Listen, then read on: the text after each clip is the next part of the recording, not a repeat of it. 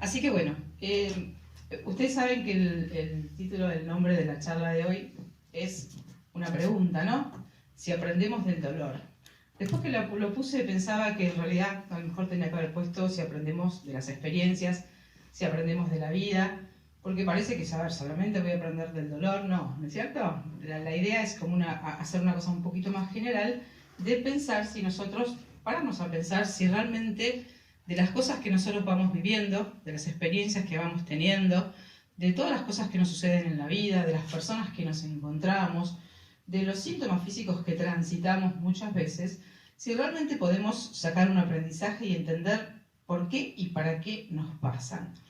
Porque desde algunas miradas un poco más inocentes, vamos a decir, o ya más antiguas que hoy ya están como cayendo, es como que a veces pensamos o pensábamos antes que las cosas que nos pasan en la vida son casualidad y que nos enfermamos porque en algún momento todo el mundo se enferma y porque me encontré esa persona que se comportó incorrectamente conmigo y bueno, viste, tuve tanta mala suerte, ¿no? Como que lo que nos va pasando, quién sabe por qué pasa. Hoy hablamos desde lo que se llama un paradigma cuántico, que me gustaría, los que estuvieron en la charla pasada me van a escuchar hablar de esto muchas veces, porque es lo que nos va a permitir, es como una mirada nueva, mucho más amplia, mucho más consciente, que nos va a ir permitiendo entender y hacernos protagonistas de nuestros procesos y darnos cuenta de que cada cosa que pasa en nuestra vida tiene un sentido preciso para nosotros, y tiene un mensaje, y tiene un aprendizaje, y tiene una conclusión que si la podemos ir como capitalizando y entendiendo, eso nos va a ayudar a crecer y a ir como subiendo escalones en el camino de nuestra evolución. En cambio, imagínense que si uno se mantiene como, como una víctima de las cosas que me pasan, uno está de alguna forma como eximido de responsabilidad, porque las cosas pasan allá afuera y yo no tengo nada que ver con lo que pasa. Entonces, ¿qué es lo que yo tendría que cambiar? Nada, ¿no? Entonces, si uno mira en general alrededor, no se vive demasiado feliz, las cosas no parecen muy sencillas muchas veces, que también hay un poco un mito instalado, ¿no? De que la vida es re difícil y que los vínculos son complicados y que en el amor se sufre y que en la vida hay que remarla y que el sacrificio y toda esta cosa que uno viene como arrastrando en el inconsciente colectivo, así socialmente, que hace que estemos como programados para que las cosas no sean fáciles, ¿no? ¿No les pasa un poco esto? Nadie en general tiene esta filosofía de que la vida es una maravilla, el amor es lo mejor, la pareja es lo más lindo que hay en la vida. No, como que entramos en un lugarcito, pero ahí después vienen todas las complicaciones y los obstáculos. Y esto pasa, bueno, primero quiero que se quede con esta cuestión de qué sería comprender cuánticamente la realidad. ¿Vieron? Para los que nunca escucharon, hoy se habla mucho de la física cuántica, el paradigma cuántico y todo esto, pero a veces no sabemos muy bien lo que significa esto. Más allá de que no nos vamos a poner a explicar física cuántica hoy, porque además no soy especialista, pero sí es importante qué significa cuántico desde el lugar que nosotros lo vamos a mirar. Significa que yo vengo cargada, programada, decimos, con una cierta información, quién yo creo que soy, mi historia familiar, los pensamientos y las creencias que he adquirido de mi historia, de mis padres, de la sociedad en la que vivo, que han construido como un cierto personaje en mí y un sistema de creencias, ¿no? Y que yo soy de cierta forma. Entonces, es importante saber que esa información que yo llevo internamente emite una cierta energía. Y los demás perciben esa energía y resuenan con esa energía. Entonces yo no me encuentro personas por casualidad, no me pasan cosas por casualidad, sino que yo voy como si fuera un campo energético que voy emitiendo una cierta vibración que resuena en un campo cuántico general, y de acuerdo a cómo yo estoy resonando, viene o atraigo situaciones, personas, conflictos, enfermedades, accidentes, etc. Entonces fíjense que si lo que a mí me pasa en la vida depende entonces de lo que yo emito internamente, ya no puedo quedar como ajena, porque yo de alguna manera estoy generando lo que me está sucediendo. Esto para lo que sería nuestro ego, que ahora lo vamos a analizar claramente, porque el sufrimiento y el dolor tienen que ver claramente con el ego, es como entonces yo soy responsable de todo lo que me pasa, entonces que las personas que se manejan conmigo de manera incorrecta no son responsables de nada. No, por supuesto que sí. No es que a veces no haya personas que se manejan de manera incorrecta o son violentas o tienen actitudes que no corresponden con nosotros, pero por algo nosotros nos las hemos encontrado. Entonces hay que ver cuál es la información que yo tengo que me ha conectado con esa persona. Si yo estuviera, por ejemplo, en un vínculo muy tóxico con alguien que me manipula, la pregunta cuántica sería, ¿qué energía estoy emitiendo yo para encontrar una persona así? Si te partimos de que hay una resonancia con ese campo y que es como que yo hubiera tocado una nota aguda, yo con una guitarra toco una nota aguda y bueno, el sonido que viene es un sonido agudo. Toco una nota grave, viene un sonido grave. ¿De qué depende? De la cuerda que yo toqué. ¿Te das cuenta? Entonces uno inconscientemente, por supuesto no tenemos esta conciencia presente todo el tiempo, uno inconscientemente va emitiendo energía, porque somos un campo de energía todos nosotros y funcionamos energéticamente en un intercambio dinámico de energía con nosotros. Entonces, es súper importante entender esto. Esto sería una concepción cuántica. ¿Se entiende, no? Como una cosa básica, así como para empezar. ¿Se entiende claramente qué significa cuántico? Bueno, entonces, nosotros venimos, como digo, programados, con toda una información que en realidad piensen que nunca la elegimos. ¿Vieron cuando uno dice, yo soy así, yo pienso así, yo me manejo de esta forma? Bueno, uno en realidad nunca eligió conscientemente hasta que no hizo, si es que en algún momento hace, un trabajo de autoobservación, de conciencia o un trabajo terapéutico, uno en realidad, como es y como se autodefine, nunca lo eligió. Porque uno es el resultado de una historia familiar, de un cierto entorno en el que yo nací, y yo necesité como encastrar en ese lugar. Entonces, normalmente lo que hacemos como hijos, por supuesto somos chiquitos, es buscar como comportamientos adaptativos que nos permitan ser parte, sentirnos integrados, sentirnos aprobados, sentirnos reconocidos, sentirnos parte de esa historia familiar que es nuestra. Entonces, muchas veces, como tenemos una percepción muy aguda aún desde que somos chiquititos, si el entorno es hostil, por ejemplo, yo voy a buscar la forma de ser buenita para poder quedarme ahí en un lugarcito que me permita la pertenencia, ¿no? O si, por ejemplo, estoy en una familia donde mi padre es violento con mi madre, a lo mejor yo me voy a activar en un personaje de persona confrontadora y lo voy a pelear a mi padre porque veo que mi madre no hace nada. Digo por dar un par de ejemplos cualquiera de todos los infinitos que nosotros podemos encontrar a lo largo de la vida y en las distintas familias. Entonces, ¿qué quiero decir con esto? Si yo fuera una persona confrontadora porque nací en un entorno así, mi madre estaba muda y mi padre era muy autoritario, ¿yo soy realmente así? No. Tuve que tomar como ese rol o ese lugar porque hay alguien que no lo está haciendo y yo siento ahí que hay como una injusticia o algo que no debería pasar.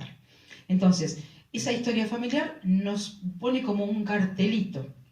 Entonces los demás también nos miran con ese cartelito. Entonces la forma yo de ser vista es la que confronta, la rebelde, la oveja negra, la sumisa, todos los carteles que cada uno de nosotros tiene alguno.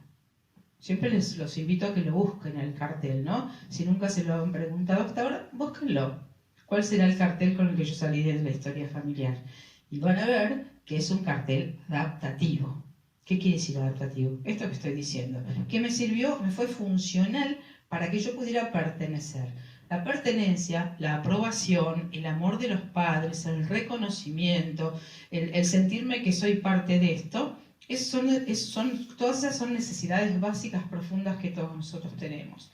Entonces, cuando eso no se da de manera espontánea, quizás por los conflictos que nuestros padres a su vez traen de sus historias y que normalmente están sin resolver, nosotros vamos a adoptar alguno de esos personajes o es como si hubiera muchas sillas disponibles y digo, bueno, ¿cuál es la que viene bien en este entorno? Voy y me siento en esa. Entonces tiene un cartelito. Y yo digo, yo soy así. Por ejemplo, personas que uno las ve en la consulta y dicen, bueno, yo soy una persona ansiosa, yo me pasa esto, tal cosa. Esa ha sido una forma de funcionar en que esa persona se adaptó en un cierto entorno, pero eso no significa que la persona es ansiosa. Entonces yo digo, cambiar el verbo ser por el verbo funcionar. No es que vos sos así, porque si no acá también pasa otra cosa, que es lo que nos pasa a todos nosotros. Nos identificamos con el personaje. Entonces, si yo tuve un entorno donde había riesgo o había peligro o me faltaban cosas importantes y yo me construí de manera ansiosa, funcioné de manera ansiosa, yo voy por la vida pensando que yo soy así y después me voy a autodefinir así. Y si me autodefino y me identifico con ese cartel, voy a ir actuando de manera ansiosa por la vida. O sea, voy a ir obedeciendo el cartel que yo misma me autocompré. ¿Se entiende esto, no es cierto? Entonces, ¿qué es lo importante de todo esto? Que nosotros podamos poner en duda todas estas definiciones que hemos hecho de nosotros y las creencias o la forma de pensar que nosotros decimos, yo pienso así, yo soy así, porque eso establece como si fuera lo que llamamos el sistema de creencias de cada persona. El sistema de creencias es lo que para mí es como el marco de mi mundo, ¿no? Es como si dijéramos, por dar un ejemplo gráfico, ¿no? Como a veces doy, bueno, mi mundo es este teatro. ¿Veo algo más fuera de este mundo? No. ¿Veo árboles? No. ¿Veo animales? No. No existen. Mi mundo es esto. ¿Entienden? Entonces así nos construimos con las creencias, como si fueran todos ladrillitos, un mundo dentro del cual nosotros nos manejamos y creemos que ese es el mundo. ¿Es realmente el mundo? No. Es una parte. ¿Entienden? Entonces recortamos nuestro propio mundo, nos metemos ahí, funcionamos ahí y fuera de eso no existe nada más para nosotros. Entonces el ego, que también se pega a nuestro personaje, ahora voy a explicar bien lo que es el ego, nos dice, vos sos así. Entonces yo no me puedo ver haciendo otras cosas si yo soy de esta manera. Si yo me hubiera construido como una persona tímida, vergonzosa, que voy por los rincones porque nadie me miró en mi historia familiar, no voy a ir por la vida, che, acá estoy yo, mirá, esto que vos decís a mí no me parece. No, si yo tengo el personaje de la que está ahí no mirada o desvalorizada, ¿entienden? Entonces vamos obedeciendo ese cartel. ¿Somos realmente nosotros? No. Entonces es interesante buscar el cartel, para que después ustedes lo hagan en su casa tranquilos si tienen ganas de hacerlo, ¿no? A lo mejor algunos que ya me han escuchado varias veces ya lo encontraron en el cartel, ¿no? Entonces, la idea es saber que toda esa programación que nosotros traemos automatizadamente y que ha generado una realidad en nuestra vida cuántica, trayéndonos cierta información de rebote como consecuencia, no somos verdaderamente nosotros. Entonces, ¿quiénes seremos verdaderamente nosotros? Y bueno, es un trabajo que tenemos que descubrir. ¿Cómo lo podemos ir descubriendo? Con trabajos como este, donde uno, o una terapia, ¿no es cierto?, donde uno activa como si fuera un ojo observador, que nosotros tenemos como seres humanos la capacidad de mirarnos de afuera. ¿Vieron cuando uno mira situaciones de otra persona? ¿No? Cualquiera que uno mira, una hermana, una amiga, que viene y nos cuenta algo, y nosotros observamos de afuera y decimos, sí, hace esto, fíjate, tal cosa. O sea, tenemos una claridad meridiana para los demás. ¿Por qué tenemos esta claridad? Porque estamos siendo observadores de las cosas de otro. ¿Sí? Vieron que siempre sabemos lo que el otro tiene que hacer. Y no es porque nos creamos soberbios, sino porque estamos afuera de la situación, y al estar afuera y al observar, yo veo. Entonces, si yo puedo salirme de mí misma como un ojo observador y empezar a mirarme de afuera, y empezar a mirar qué hay, cómo pensé, qué personaje tuve, por qué adopté ese personaje, qué pasaba en mi historia familiar, qué decía mi madre, qué decía mi padre, cuáles de esas creencias forman parte de mi manera de pensar hoy. ¿Entienden? Entonces, la invitación es a salirse de uno mismo, que nosotros tenemos esa capacidad como seres humanos, ser autoobservadores de nosotros mismos. Entonces, ahí es donde recién podemos empezar a ver qué es lo que hubo, qué es lo que a mí me ha determinado, cómo me he construido, cómo pienso y básicamente cuál fue la consecuencia en mi vida de ser así, pensar así, sentir así, manejarme así. Porque muchas veces, si tenemos suerte, ¿no?, el personaje nos va a empezar a molestar y nos vamos a empezar a sentir incómodos y vamos a empezar a tener conflictos. Entonces a veces vamos a creer que somos incorrectos. No, es que el personaje es como si fuera un traje viejo que me sirvió en aquel momento, pero ya no me sirve más. Y algo en mí está diciendo, che, vos no sos así, no sos esto, esta manera de pensar no te sirve, lo que creíste de vos no te está haciendo funcional porque estás negociando cosas importantes. ¿Se dan cuenta? Entonces, lo mejor que nos puede pasar es encontrarnos con situaciones de crisis o de sufrimiento. ¿Por qué? Porque ahí vamos a empezar a mirar y a poner en duda, en el mejor de los casos, toda nuestra historia, nuestras creencias y nuestro personaje. Entonces, una charla como la de hoy, lo que apunta, lo que intenta hacer es mover esa información que está como instalada en todos nosotros para poder repensarnos y ver en base a las situaciones de conflicto, de sufrimiento, de vínculos difíciles, de miedos, de obstáculos, de inseguridades internas, todas las cosas que nos pasan a todos, ¿no? De enfermedades, de tener un síntoma, decir, ¿por qué me enfermé? ¿Qué es lo que pasa? ¿Para qué viene una enfermedad? Ya vamos a hablar un poquito del final de todo esto, ¿no? Entonces, si tenemos la claridad de que todo lo que nos pasa tiene que ver con nosotros y nos está dando un mensaje y nos está dando una información, nosotros podemos estar mucho más atentos. Entonces, la pregunta cuántica inteligente sería, ante las situaciones que no nos gustan, las situaciones de conflicto, los vínculos difíciles o lo que sea que nos pase que no nos agrade, bueno, ¿para qué estoy viviendo esto? ¿Qué me está mostrando esta situación de mí? Que este es otro gran paso, gran cambio que nosotros tenemos que hacer. De dejar de culpar a los otros, de que nosotros nos sentimos mal porque vos haces tal cosa, para poder volver a nosotros. Porque entonces, fíjense, desde el paradigma viejo, como decíamos antes, y además al ego, ahora lo vamos a ver, al ego, que es una parte de nuestra estructura mental, que por supuesto es funcional y sirve y todos lo tenemos. El ego no es que es malo, ¿no? O sea, ay, qué ego tiene esa persona, ¿no? Como que se cree más que los otros. Pero el ego es algo que existe en todos nosotros, que es como el resultado de lo que llaman el proceso de individuación. El ego es lo que hace que yo sea yo y vos seas vos, y que cada uno tenga como su individualidad y piense de una forma, y además yo me autoproteja, ¿no? Me proteja, me preserve, me cuide, porque yo soy yo. El ego tiene como esa función de hacerme un lugarcito seguro donde yo me protejo y soy distinta de vos. Pero sucede que después el ego también es como que queda apegado. Una de las características que tiene es que el ego necesita apego. Yo soy esto, yo me quedo acá y a mí no me muevas de acá. Necesita seguridad el ego y aferrarse a algo. ¿A qué se aferra el ego? A una manera de pensar, a una manera de funcionar, ¿sí? A una manera de relacionarse, porque si el ego necesita pegarse, y yo le digo, che, pero no, a lo mejor vos no sos así. El ego dice, no me hagas cambios, yo acá me siento seguro. Entonces, justamente lo que interfiere cuando nosotros tratamos de hacer un trabajo consciente, donde el cambio es una opción posible, el ego se va a resistir, ¿sí? Porque es como que le estamos sacando la seguridad. Y también nos han vendido que la seguridad es un valor. En este mundo, en este sistema, si uno tiene la casa, el auto, las vacaciones, ¿qué más? Listo. Acá tenés la seguridad, la obra social, estamos seguros. ¿Seguros de qué? No sabemos lo que va a pasar dentro de 5 minutos, ninguno de nosotros, ¿no? Entonces es una ilusión la seguridad. Pero una parte nuestra, que tiene que ver con la supervivencia, ¿no es cierto?, necesita esta cuestión de apego y de sentir que uno se puede, como si fuera, definir.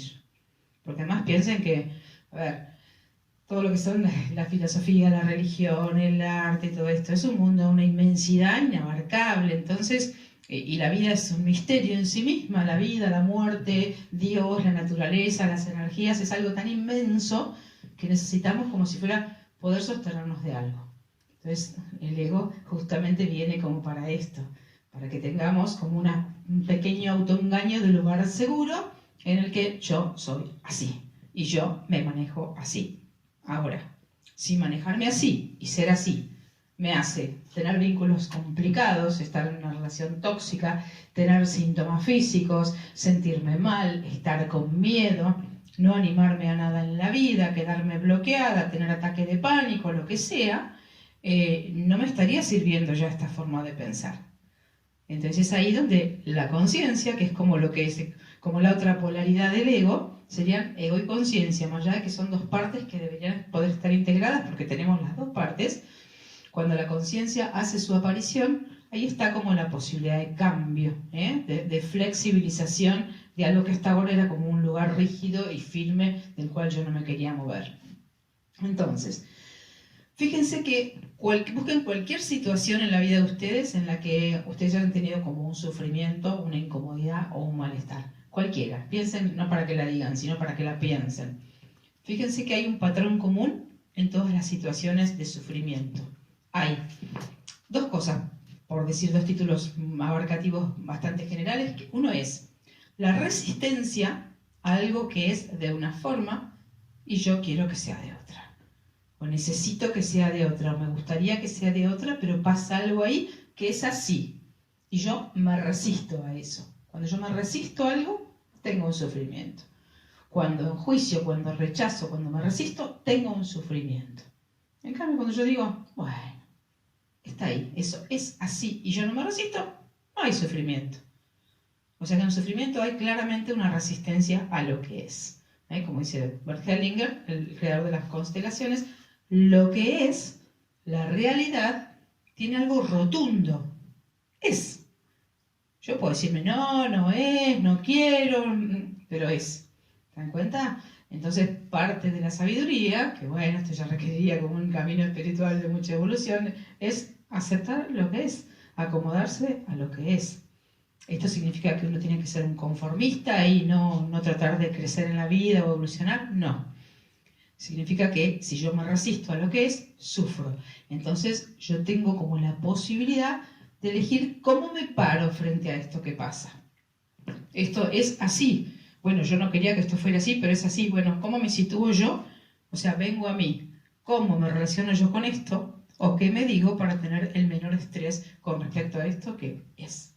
Lo que es como un concepto, sería como si lo que es fuera una palabra. ¿Se entiende lo que quiero decir, no es cierto? Entonces, esa es una de las razones por las cuales sufrimos. Otra de las razones por las cuales sufrimos es esto que decía hace un momento, que nosotros ponemos el eje de referencia de nuestro bienestar en el afuera. Si vos hacés las cosas como yo necesito, me siento bien. Si mi marido fuera más cariñoso conmigo, yo me sentiría feliz. El día que mis hijos me presten atención, ¿te suena esto? Todos hacemos esto. Cuando pase tal cosa o cuando vos hagas esto, entonces, ¿qué estoy haciendo ahí? Estoy sacando el protagonismo de mí para ponerlo en otra persona. Con lo cual, es como si yo le entregara simbólicamente las riendas de mi caballo a otra persona y le dijera, haz lo que vos quieras, llévame para donde quieras. Si me llevas para donde yo quiero, ¡ay, qué felicidad! Si me llevas para donde no quiero, ¡ay, cómo sufro! Pero yo le entregué las riendas, simbólicamente. ¿Entienden? Entonces esta es otra forma garantizada de sufrir, porque entonces yo quedo como una hojita que el viento sopla, que si tengo suerte que el otro haga lo que justo yo necesito, me voy a sentir bárbara, y si no voy a ser una infeliz toda mi vida. Entonces, ¿cuál es el protagonismo que yo tengo en esta situación? ¿No? Entonces, el eje, ya lo vamos a ver, el eje tiene que venir adentro, por eso es tan importante esto de la visión cuántica de las cosas, porque si en la visión cuántica todo lo que pasa afuera me va a traer de regreso a mí, la que puede decidir y elegir cómo quiere las cosas, siempre voy a ser yo. Entonces no voy a depender de lo que el otro haga para ver si entonces me siento bien. Por supuesto que con lo que el otro haga, yo tengo una capacidad de decisión. Bueno, me gusta, acepto, no acepto, porque uno también tiene la libertad de decir acepto o no acepto, ¿no es cierto? Pero no pensar que mi felicidad o mi desgracia dependen de lo que los otros hagan. Hay una enorme fuente de sufrimiento en todas las personas. Y seguramente todos nosotros nos vemos reflejados en un montón de momentos. Hemos hecho esto. Y nos hemos sentido mal por culpa de los otros. ¿O no les suena esto? Lo hemos hecho todos. Y a lo mejor lo seguimos haciendo en el presente. Entonces, si estuviéramos en este lugar energético, es interesante que sepamos que los otros no nos hacen nada. Porque si yo interpreto que el otro me hace cosas feas, de alguna manera yo también se lo estoy permitiendo. O sea, para que pase algo tiene que haber dos. Para que alguien me dañe, yo lo tengo que permitir. Para que alguien me avasalle, yo lo tengo que permitir. ¿No es cierto? Hay una frase que dice, nadie puede hacerte infeliz sin tu consentimiento. Es interesante ver esto. Porque si no, yo no tengo ninguna responsabilidad. El otro es un desgraciado que me hace sufrir a mí. Y yo, pobre de mí, soy víctima de lo que el otro, mala persona, me hace. Y yo quedo exenta absolutamente de responsabilidad y el malo es el otro. Esto es ego puro. El ego necesita siempre que la culpa la tenga el otro. Por eso el ego, desde el lugar que lo estamos hablando, tiene que ver con el paradigma viejo, donde los demás eran responsables de lo que a mí me pasaba. Hoy sabemos que no hay nadie responsable de lo que a mí me pase, sino que la única responsable en el mejor sentido de la palabra, soy yo. Entonces, como yo tengo un poder sobre mi vida, la forma en que me sienta puede depender casi prioritariamente de mí. ¿Y por qué lo pasé tan mal entonces tantas veces en tantos momentos? ¿No? Uno podría preguntarse. Y bueno, porque uno no sabía. Y pensaba que realmente no se sentía mal por culpa de los otros. Entonces, hoy sabemos que los otros vieron que se habla mucho de los espejos, de los maestros, todas estas palabras que están ahora circulando en esta corriente de la espiritualidad a veces mal entendida o muy banalizada, digamos. Los otros lo único que van a hacer, lo único maravilloso en realidad que van a hacer, sin saberlo, es ayudarnos a que nosotros nos veamos a nosotros mismos, ¿sí? Nosotros no podemos vernos a nosotros mismos, es muy difícil verse a uno mismo. Entonces, el otro que viene a un vínculo conmigo, a un vínculo conflictivo, vamos a imaginar, que está, si lo veo desde el paradigma viejo, uy, qué malo, qué mala persona, mirá lo que me hizo. Pero esa persona que está haciendo eso me está mostrando algo de mí desde lo que sería la mirada cuántica. Entonces la pregunta sería, ¿para qué me encuentro con una persona que haga esto? ¿Qué me está mostrando de mí esta persona? Entonces, el otro me hace volver a mí, si yo tengo esta conciencia. Claramente, si no la tengo, no. Voy a juzgar la actitud del otro y no me voy a dar cuenta que es algo mío lo que esa persona me está mostrando. ¿Se entiende lo que... Entonces, el eje afuera, como les digo, la resistencia y el eje afuera son dos componentes claros para que nosotros tengamos un sufrimiento en nuestra vida. Entonces, piensen que también lo que los otros hacen con nosotros, de acuerdo a esa programación, que yo decía que es esa información que traemos de nuestra historia, es como que nosotros lo interpretamos. Lo que el otro hace es interpretado de una cierta manera, por mí, según los conflictos que yo tenga. Entonces, por eso las mismas situaciones no son vividas o sentidas por todas las personas de la misma forma. Vieron que hay situaciones que a una persona no le importan nada y para otra persona son un drama o son una situación muy complicada. ¿Por qué? Porque tenemos distinta programación, tenemos distinta información, venimos de distintas familias, pensamos distintas cosas, estamos parados en distintos personajes. Entonces cada uno tiene que ver cuál es su referencia. Entonces a veces las personas me dicen, bueno, ¿y yo cómo sé si estoy en el lugar correcto o no estoy en el lugar correcto en mis vínculos, en lo que estoy haciendo? Digo, bueno, ¿cómo te sentís? Fíjense qué cerca está esto. Que también acá hay otra cuestión, ¿no? Porque las emociones me dicen, si son emociones gratas, me están diciendo que está bien lo que está pasando para mí. En la charla pasada, los que estuvieron hablamos muchísimo de esto, ¿no? Del valor que tienen las emociones como indicadores, de si está bien que yo permanezca acá o está mal que yo permanezca acá. ¿Y cómo lo sé? ¿Cómo me siento? ¿Estoy con alguien que tengo angustia? ¿Tengo miedo? No, una alarma me está diciendo, fíjate porque acá hay algo que está en cortocircuito para vos. Acá hay algo que no está como vos necesitás. En cambio yo me siento bien, estoy tranquila, estoy relajada, disfruto. Las emociones de tranquilidad me están diciendo, está todo bien, quédate acá. Pero, también como hacíamos la vez pasada, le damos tan poco valor a lo que sentimos que enseguida vamos y lo pasamos a la mente. Y empezamos, no, ¿por qué? No, pero, fíjate si a lo mejor haces esto y entonces la otra persona te abandona o no te quiere o se enoja, o yo soy una persona muy tranquila y en el conflicto no me gusta, entonces ¿qué hago? Me callo, negocio, permanezco, me aguanto el malestar de que las emociones me están mostrando y permanezco donde no debería permanecer. ¿Les suena esto? Todos hemos estado en lugares así montones de veces, haciendo lo que no queremos, no diciendo lo que sí queremos, no poniendo los límites que hubiéramos querido poner, diciendo que sí cuando hubiéramos querido decir no. Todos hemos hecho esto, miles de veces o no, en nuestra vida. Entonces, El ego, para que nosotros vayamos viendo cómo funciona nuestro ego, que como les digo es normal, es natural que lo tengamos, pero no le tenemos que seguir dando el poder y el control.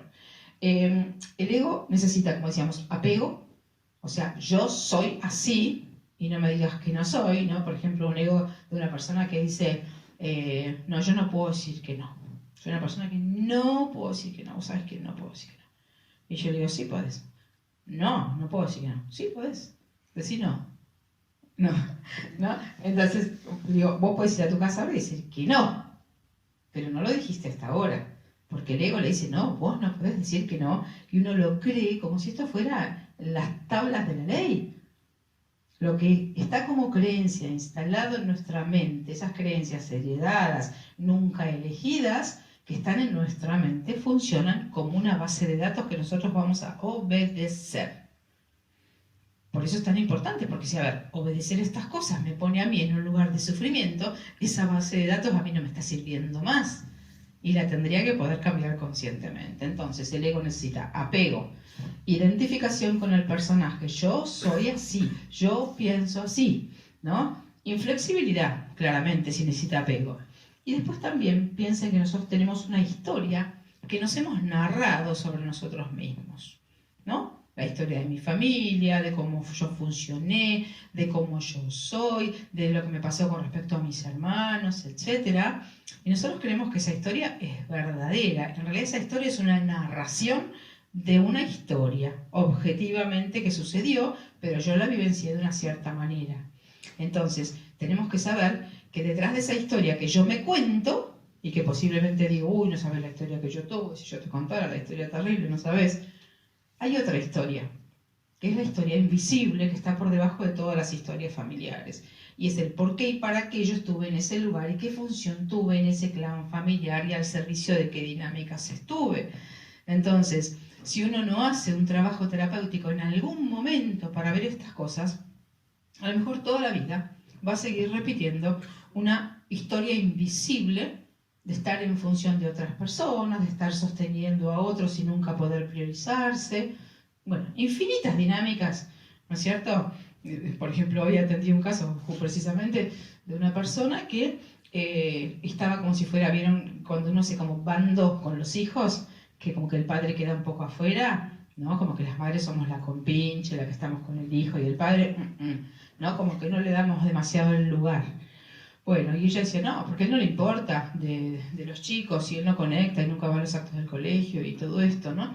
Entonces empezamos a ver su historia y ella, en su propia historia con su mamá había sufrido mucho en el vínculo con su padre, nunca se había separado, entonces su mirada como hija estaba filtrada por el enojo de su madre hacia su padre. Entonces ella no tenía a su padre, no tenía como el permiso para haber accedido a su padre. Estaba como en bando con la madre y el padre así. Y justamente tenía celiaquía. La celiaquía es una imposibilidad similar al padre, desde lo que es la descodificación biológica. Entonces fíjense, ¿no? Y ella con sus hijos estaba haciendo exactamente lo mismo, estaba repitiendo el patrón. Y vos le preguntaste si a él no le interesa de tus hijos, o estás haciendo lo mismo que hizo tu madre con tu padre, que no le estás dando el lugar. Claramente era eso lo que estaba pasando. ¿Entienden? Entonces, si nosotros a veces no hacemos como un trabajo consciente de mirar, por ahí es muy difícil solo, pero con ayuda terapéutica se puede hacer, para ver realmente cuál es la historia, cuál es la, como dicen los chicos, la verdad verdadera del lugar en el que yo estoy. Porque si no, yo voy a estar como funcionando de una manera que creo que soy y que creo que elegí y en realidad nunca la elegí, sino que soy el resultado del lugarcito en el que la historia familiar me puso. Esto es importante que nosotros lo sepamos, para que nos desidentifiquemos con lo que creímos que fuimos. Porque si no, nos pasamos la vida a veces actuando de esa forma. Supónganse, no sé, la persona que sostiene todo, o que siempre es la que resuelve, o que siempre es la mediadora en las historias familiares. Porque cuando era chiquita iba a andar a decirle a papá y a andar a decirle a mamá, y yo siempre le pasé atajando, che, no se separen, che, no se peleen. A alguno de ustedes le habrá pasado esto, ¿no? Entonces uno queda después en la vida adulta haciendo exactamente el mismo rol, cuando la obra de teatro infantil ya terminó, pero yo quedé pegada al personaje. ¿Se entiende esto, no? Quedamos como en automático. Entonces, piensen esto que decíamos hace un rato también, que tenemos en esta sociedad, tenemos como el dolor muy naturalizado, ¿no? Como que, bueno, la felicidad, hey, qué sé yo, en algunos momentitos, o el fin de semana un ratito, o cuando me voy de vacaciones, después la vida, oh, qué sé yo, viste, es complicada, que el trabajo, que hay que correr, que la plata, todo esto. Es como que nuestra atención está más como habilitando más lo que no nos hace bien que lo que nos hace bien. Que lo que nos hace bien parece que es como un privilegio que en algunos momentos tenemos la posibilidad de alcanzar. Y en realidad estar bien, estar tranquilos, estar como en paz con nosotros mismos debería ser nuestro estado natural. Esto, no estoy diciendo que la vida es un lecho de rosas y que nunca va a haber situaciones desagradables, ¿no? Ni conflictos, pero no debería ser el estado en que prioritariamente las personas estamos. Y ustedes miren alrededor, ¿no? El que está bien lo miran como si fuera un bicho raro. En cambio, el que está mal, pobre, qué horror lo que te pasa, y mirá, y está enfermo, no sabes los problemas que tiene. Parece como que hasta que estuviera mucho más habilitado el sufrimiento que la felicidad, ¿o no? ¿No es cierto? ¿Que es así? ¿Lo sienten así? ¿No? Y al que está también, ¿en qué andás? ¿En qué andás vos? Que estás tan contento o tan contenta, ¿o no? Claro, como que no pudiéramos estar espontáneamente sintiéndonos bien y estar felices, como que no tenés ningún problema, este de seguro que vive en la nube, porque de qué contento que está. En cambio, el que sufre es habilitado. Y de alguna manera, fíjense que también hay como una pobre, como que generamos lástima en nosotros. No, a nadie le gusta generar lástima, a nadie le gusta decir, estás en un lugar de víctima. Si le decimos esto a alguien, dice, no, estás loca, yo no estoy en un lugar de víctima. Y sin embargo, cuando uno no resuelve y no toma las riendas y permite que las cosas lo digiten, sí está en un lugar de víctima. Víctima es una persona que recibe los efectos de las cosas que hacen otros. ¿Sí? Entonces, si yo no tomo las riendas y no estoy protagonista, estoy siendo víctima de las circunstancias. Estoy siendo víctima de la vida también. Porque no estoy haciendo lo que de adentro hacia afuera me nace y yo elijo y yo quiero y yo diseño, sino que me estoy dejando que las cosas me pasen. Y viste, la vida es re complicada. Entonces esto nos exime de responsabilidad también. Y ahora que digo responsabilidad, que parece una palabra pesada, siempre me gusta como ajustar el concepto, ¿no? La etimología, lo que significa la palabra. La palabra responsabilidad viene de la raíz responder. ¿Sí? No lo sabían seguro, ¿no? Entonces yo tampoco lo sabía hasta hace poco. No es hacete cargo, hacete responsable, ¿no? Cuando los chicos jovencitos dicen, bueno, hacete responsable, ¿cuándo vas a sentar cabeza? A ver. Y uno siente como que tiene que ponerse una bolsa al hombro para ser responsable. No, responder. ¿Cómo respondo ante esta situación? Entonces, ¿cómo miro, analizo y yo elijo responder frente a esto que pasa? Fíjense qué diferente es la acepción, que si yo digo, a ver, hacete responsable, por favor, de una buena vez, carga, ¿no? Tenemos esta idea de que la responsabilidad es una carga, y en realidad no es una carga, sino es una libertad de elegir cómo me quiero parar frente a esto. Entonces, fíjense, ustedes busquen, ustedes no para que lo digan, sino para que lo piensen, alguna situación personal de conflicto que hayan tenido. La primera que se les venga a la cabeza, ¿no? Ahora que haya pasado hace un tiempo, y ahora que ustedes lo ven a la distancia, preguntarse ahora, quizás por primera vez, esa situación que viví, ¿la pude capitalizar? ¿Pude sacar algo en limpio? ¿Pude aprender algo sobre mí de esa situación? ¿O me quedé pensando, uy, qué mal el otro, qué mal se portó conmigo? Y no entendí nada, y no aprendí nada, y me quedé, bueno, esperando la próxima situación desagradable para seguir pensando que los demás tienen la culpa de cómo yo me sentí, ¿no? Alguno pudo, no para que cuenten la experiencia, alguno pudo decir, bueno, esto a mí me sirvió para cambiar, a mí esto me sirvió para aprender, esto a mí me sirvió para verme.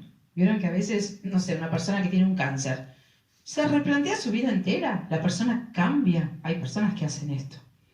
O tenés un accidente, o se te muere alguien querido, y vos haces un sacudón en la vida y te empezás a replantear cómo estabas viviendo, qué estabas haciendo.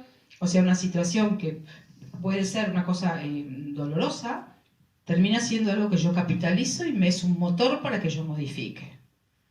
Entonces la idea es que esto empiece a suceder en nuestra vida, que las circunstancias dolorosas, difíciles, sean momentos en los que nos vamos a replantear qué es lo que pasa, qué tenemos que ver nosotros en esto que está pasando, para qué lo estamos viviendo. Esta es la gran pregunta, ¿para qué estoy viviendo esta situación? Sea la que sea. Me esté dejando una pareja, esté peleándome con una persona, me estén echando del trabajo, tenga una enfermedad, tenga un dolor. ¿Para qué lo estoy viviendo? ¿Qué tengo que ver de mí? Eso es capitalizar lo que me está pasando.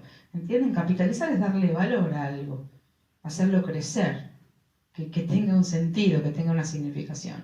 Entonces, pregúntense ustedes si ante alguna de esas situaciones que pensaron, que ustedes recordaron, si realmente sirvió para que cambiaran algo o no. Para que ustedes se lo pregunten y lo contesten internamente cada uno, ¿no?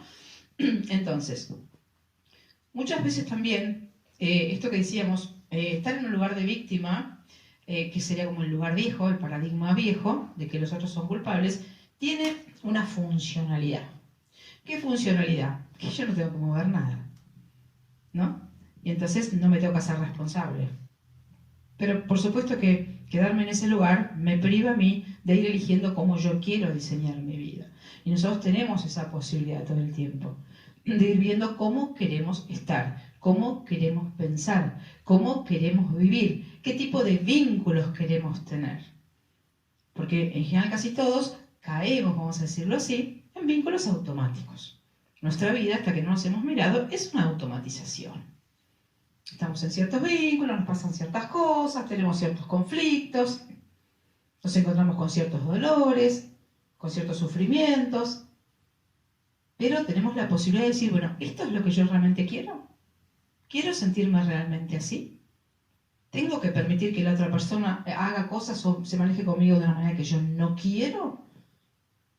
¿No puedo decidir que no, que eso no lo quiero, que eso no lo permito? Porque ustedes piensen que en esa automatización, que casi todos hemos estado en muchísimos años, durante muchísimos años, normalmente hemos estado negociando cosas muy importantes para nosotros.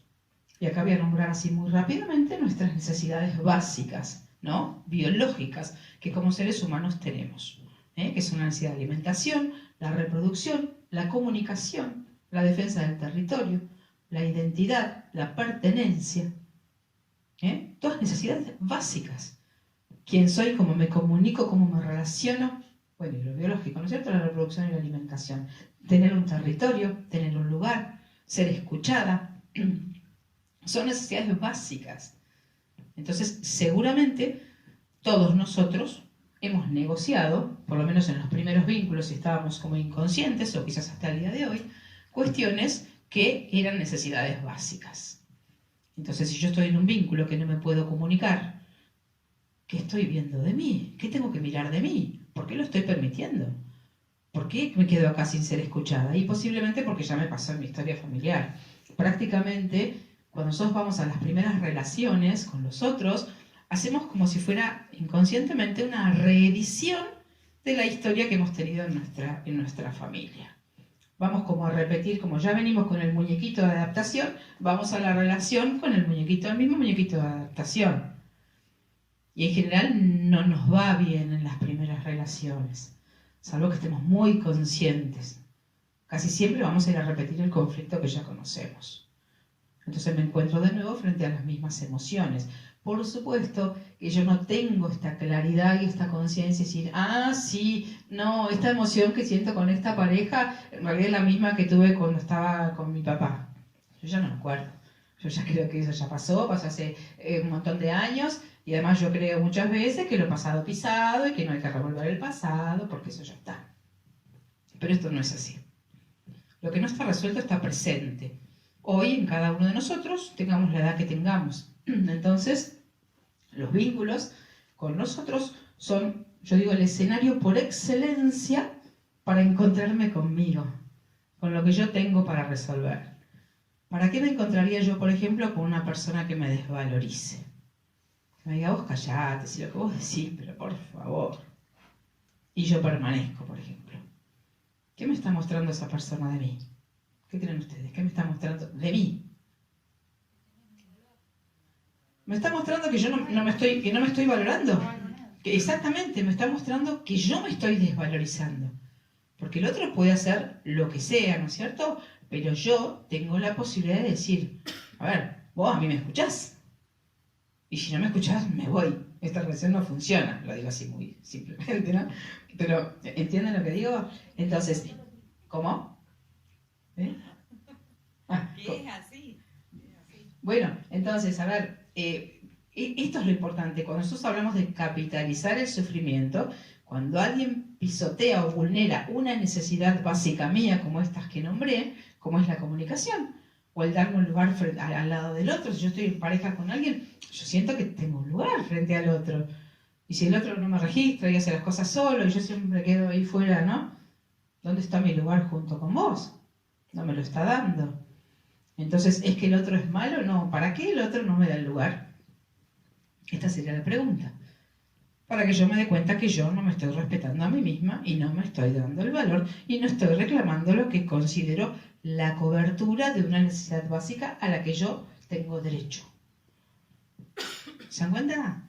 Entonces, ¿para qué el otro me hace, no sé, lo que sea?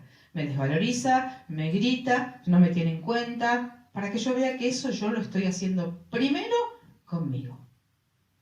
Porque si no yo me corro, me voy, o pongo un límite, o digo que no, o lo charlo, o lo replanteo.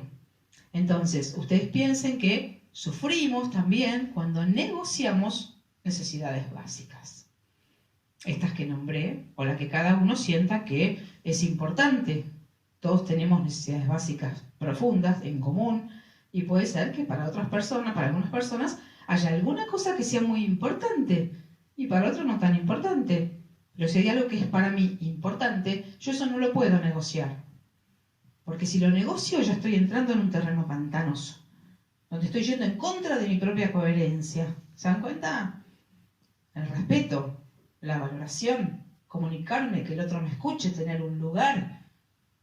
Estas cosas si no están, yo empiezo a estar en un lugar peligroso donde empiezo a perder mi eje también.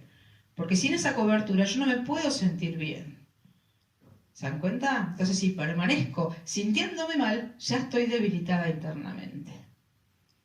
Entonces, desde ese lugar ya estoy como vulnerable, indecisa, insegura, incorrecta, todos los que se les ocurran. ¿Entienden? Entonces, uno puede, como siempre digo, negociar, que de hecho siempre negociamos, ¿no?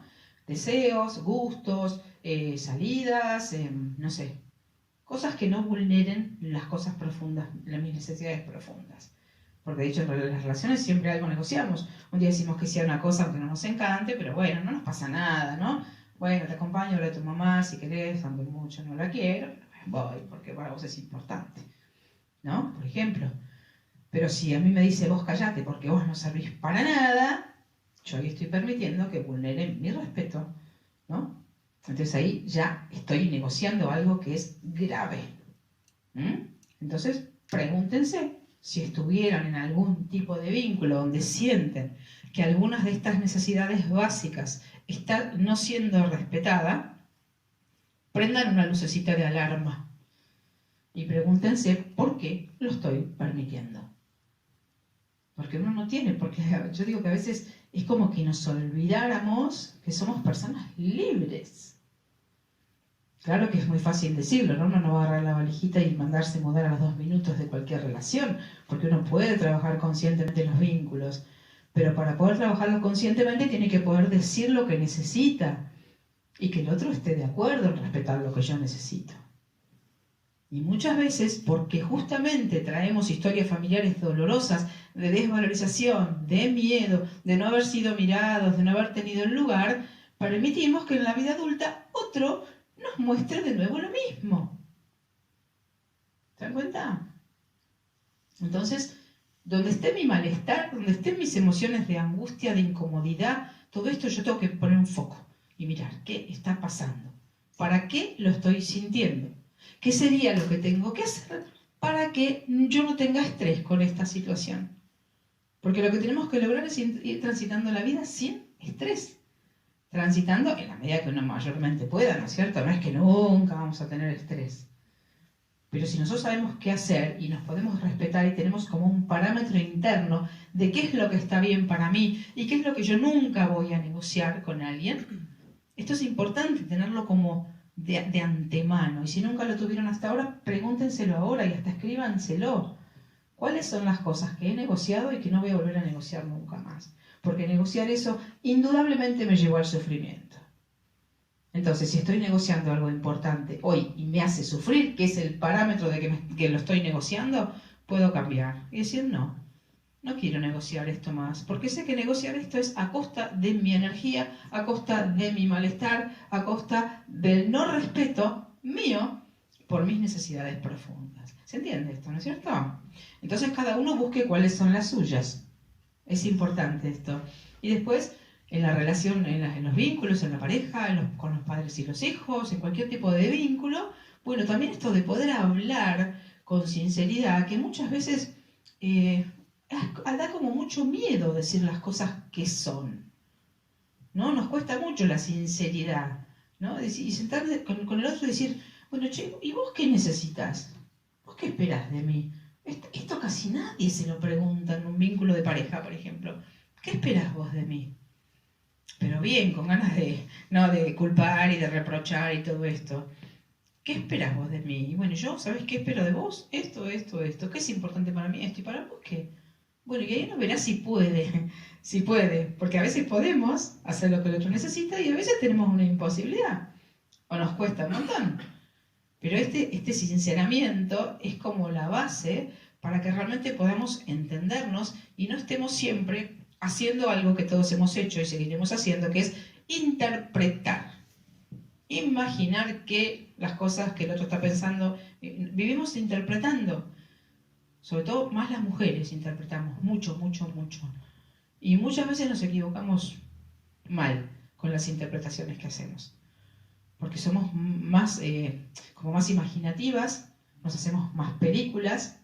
Los hombres, que hoy hay hombres acá, que bueno, que hay varios hombres, está buenísimo, casi nunca hay. El hombre es más lineal. El hombre dice una cosa y es eso normalmente. La mujer dice una cosa y puede ser esto. Entonces a veces no somos tan claras como nosotros creemos que somos también, ¿no? Que también está bueno y nos disfrazamos y nos escondemos detrás de a veces de manipulaciones o de realmente no decir las cosas como son porque tenemos nuestros miedos. Que está bien, pero entonces no hagamos responsable a la otra persona de que no nos pueda entender o que no adivine, ¿no? Como ese cuento que cuenta Pilar Sordo, anécdotas, ¿no? La conoce a Pilar Sordo, ¿no? Esa psicóloga chilena. Dice que una vez iba una pareja por la calle paseando por un shopping, entonces la mujer ve unas botas y dice, ¡ay, qué botas divinas! ¡Qué divinas botas! ¡Ay, dice el marido, qué lindas! Y sigue. Entonces cuando llegó a la casa, la trompa de la mujer era como se ríen todas las mujeres. Claro. Entonces le dice, pero mi amor, ¿qué te pasa? Nada, es que vos no me quisiste comprar las botas. Dice, vos no me lo pediste. Dijiste que lindas botas. ¿No? Digo, una pavada como esa, pero el hombre, es así. Le tendría que nacer, decimos nosotros las mujeres, ¿vieron?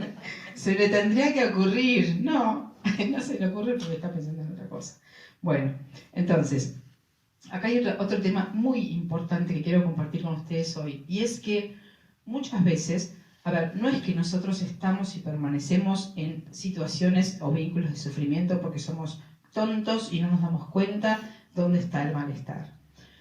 Muchas veces sucede que como hemos tenido historias infantiles difíciles y han pasado cosas traumáticas, ¿no? En muchas personas, como podrían ser, no sé, abusos, malos tratos, desvalorizaciones, violencia, humillación, rechazo, abandono, ¿no? Lo que constituye nuestras heridas, nuestros traumas.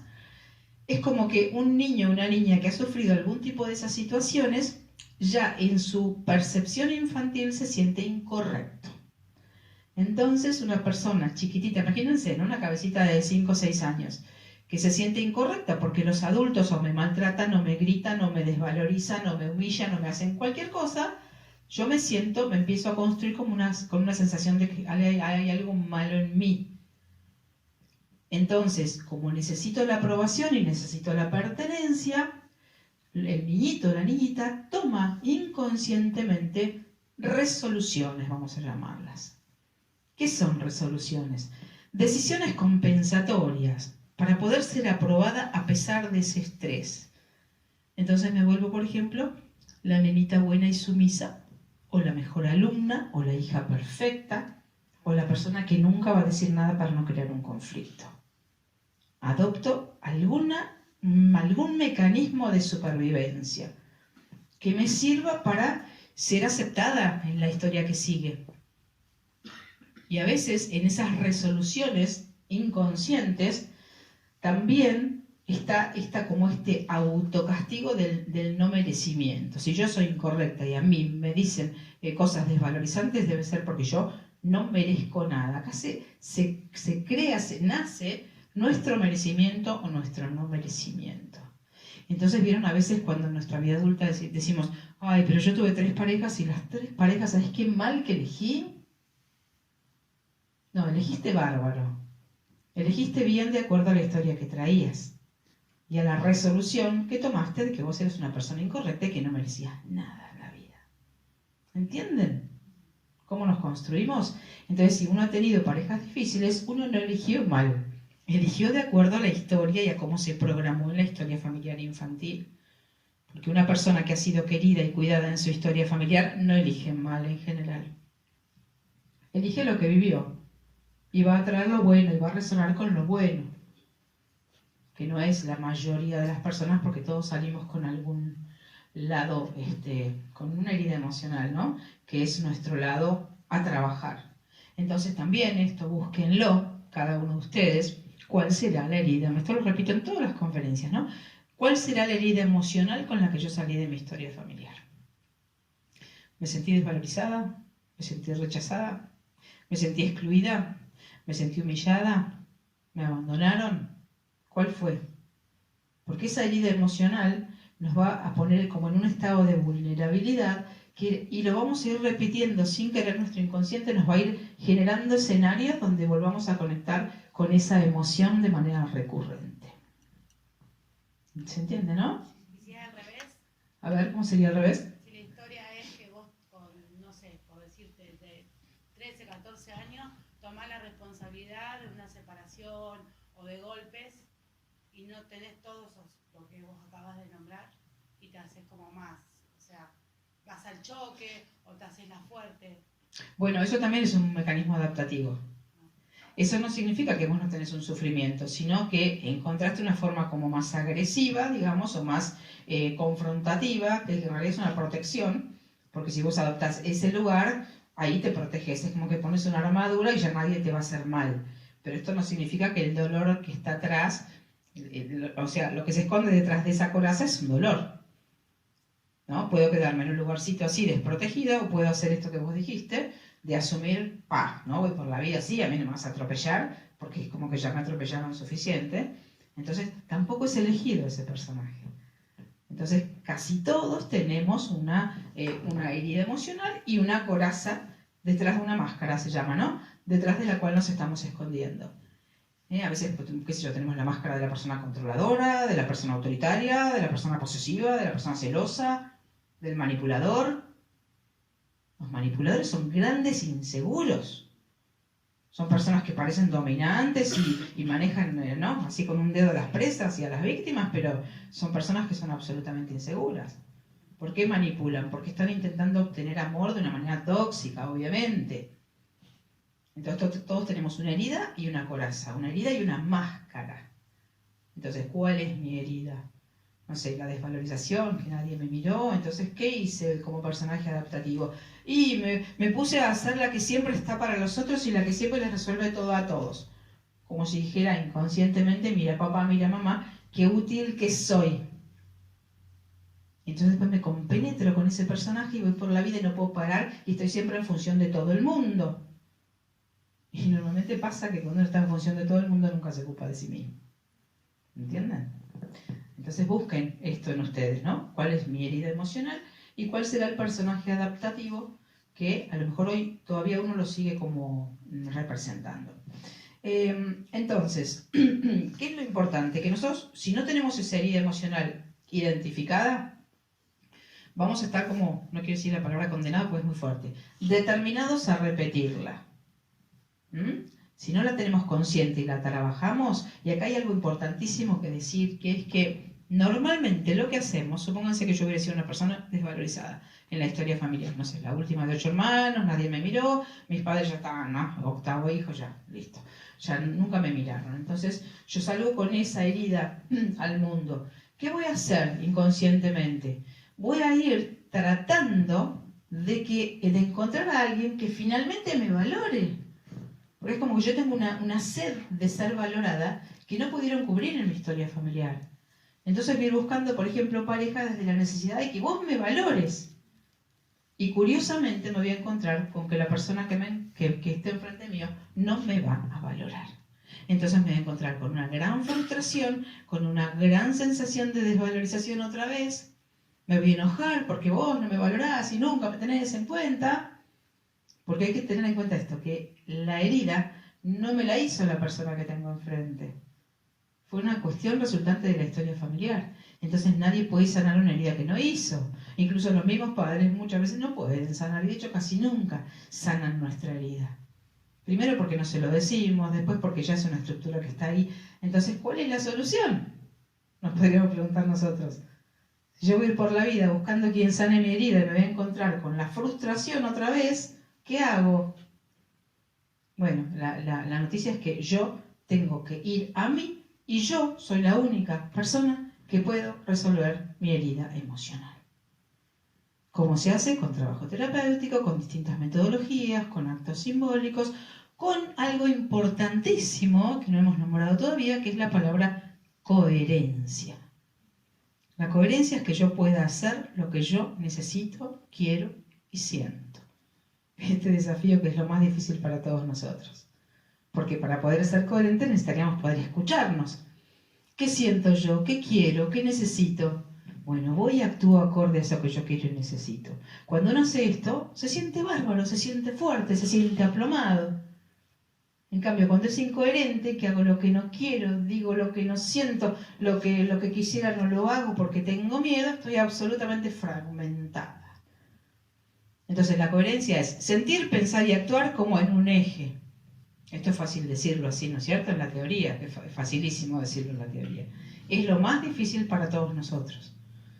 Poder escucharnos a nosotros mismos, darle valor a lo que sentimos, teniendo en cuenta que las emociones nos están diciendo, por acá sí, por acá no. ¿Te sentís mal acá? Mirá algo, hay algo que rever. Entonces yo puedo intentar resolverlo con el otro o intentar resolverlo yo. Si lo puedo resolver con la persona que estoy y quiero mantener un vínculo, bueno, se podrá resolver. Y si no, bueno, yo sabré qué decisión tomar. O me mantengo en incoherencia y permanezco, como hacemos muchísimas personas, ¿no? Que nos mantenemos en una cosa más o menos, Sí, de confort, que no sé, siempre digo que no sé por qué le pusieron ese nombre, porque de confort no tiene nada. ¿No? El acostumbramiento o la naturalización del malestar no es una zona de confort. Es una zona de confort para el ego, que no quiere cambio. El ego y el cerebro, ustedes piensen que el cerebro también funciona de una manera que nuestro cerebro, con que pudiera cumplir las funciones básicas, para el cerebro, si nosotros estuviéramos tirados en un sillón, comemos, dormimos, nos reproducimos y listo, ya está. Es como básico el cerebro en lo que tiene que ver con la supervivencia. Con que el cuerpo funcione, las funciones vitales estén para el cerebro. Evolución, expansión, espiritualidad, conciencia. El cerebro eso no entiende nada.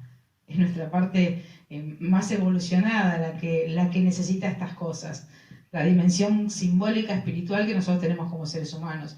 Esta posibilidad de trascender el cuerpo que somos para poder como conectar con la energía universal, que somos parte de eso también.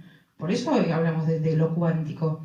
Porque nosotros estamos conectados con un campo de información y tenemos acceso a otros campos y en muchos momentos nos pasan cosas también que nos parecen casualidad, ¿no? Personas que a veces dicen, ay, yo pensé una cosa y pasó, o percibí una cierta cosa y nos asustamos de esas capacidades que a veces tenemos.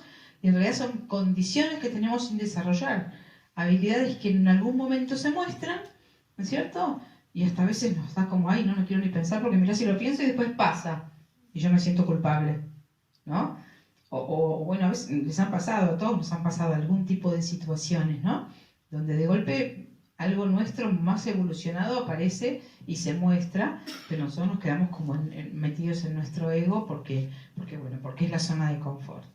Desde el lugar del ego nunca vamos a evolucionar, nunca vamos a crecer, nunca vamos a trascender. Para que esto pase tiene que estar nuestra conciencia, que es como yo digo esta imagen, que es como un ojo, ¿no? Como decía antes, un ojo que observa, un ojo autoobservador. Me salgo de mí y me miro. Y siempre me tengo que mirar a mí. Si miro al otro es para entender qué es lo que el otro me está diciendo de mí. ¿Se dan cuenta? Entonces yo tengo esta conciencia y lo tomo así como un hábito esto. Ya no miro tanto alrededor. Y siempre me gusta compartirles un texto que leí una vez y me lo aprendí de memoria porque ya me lo has escuchado, María Marta, vos, y vos también, que me parece maravilloso, ¿no? Que dice así, miren, escuchen qué interesante de cómo lo estamos diciendo. Dice, cuando adoptes el punto de vista de que no hay nada que exista que no sea parte de ti, de que no hay nadie que exista que no sea parte de ti, de que todo juicio es un juicio hacia ti mismo, de que toda crítica es autocrítica, sabiamente extenderás hacia ti mismo un amor incondicional que será la luz de tu mundo. ¿Sí? ¿Entienden? ¿Lo repito? Es tremendo, ¿eh? Cuando adoptes el punto de vista de que no hay nada que exista que no sea parte de ti, de que no hay nadie que exista que no sea parte de ti, de que todo juicio es un juicio hacia ti mismo, de que toda crítica es autocrítica, sabiamente extenderás hacia ti mismo un amor incondicional que será la luz de tu mundo. O sea, siempre soy yo. Siempre vuelvo a mí. ¿Se entiende esto, no? Yo sé que es un concepto que si quizás nunca lo escucharon, el ego dice, no, también son los otros. No importa. Para el que lo escucha por primera vez puede haber como una resistencia, ¿no? No importa. Pero es importante escucharlo, porque además esto, ¿saben qué nos da? ¿Qué es lo maravilloso? Nos da un protagonismo en lo que nos pasa. Porque si siempre soy yo, por un lado para el ego no hay más culpables, pero entonces todo depende de mí, o mayoritariamente depende de mí cómo me sienta. Cómo viva, que elija, que negocie, que permita, qué límites ponga, a qué cosas diga que no, en qué sea coherente y en qué no, que me pueda escuchar, que pueda poner los límites, que pueda decir qué es lo que no quiero negociar. ¿Entienden que esto nos da un protagonismo enorme a nosotros si lo podemos ver de esta forma? Porque si la vida depende de cómo los demás se manejen conmigo, estamos sonados. Porque todo el mundo está con sus conflictos. Y cuando uno se encuentra en los vínculos, un conflicto se encuentra con otro conflicto, sin trabajarse normalmente los dos. Y ahí pretendemos que los vínculos funcionen. ¿Se dan cuenta? Entonces, ¿cómo podríamos nosotros...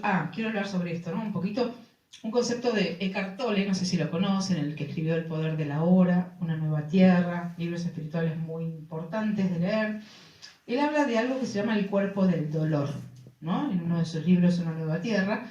El cuerpo del dolor es como un campo de información que está constituido por todas las cosas dolorosas que nos han pasado a cada uno de nosotros, todas las cosas difíciles que hemos vivido, los traumas, los abandonos, todas estas cuestiones de las heridas que hemos dicho, situaciones de conflicto, enojos, iras, cuestiones pendientes, todo esto forma como un campo que él le llama el cuerpo del dolor. Entonces, muchas veces, si uno no se ha trabajado, desde el lugar en que nos conectamos con el otro, quien sea el otro, es de mi cuerpo del dolor a tu cuerpo del dolor.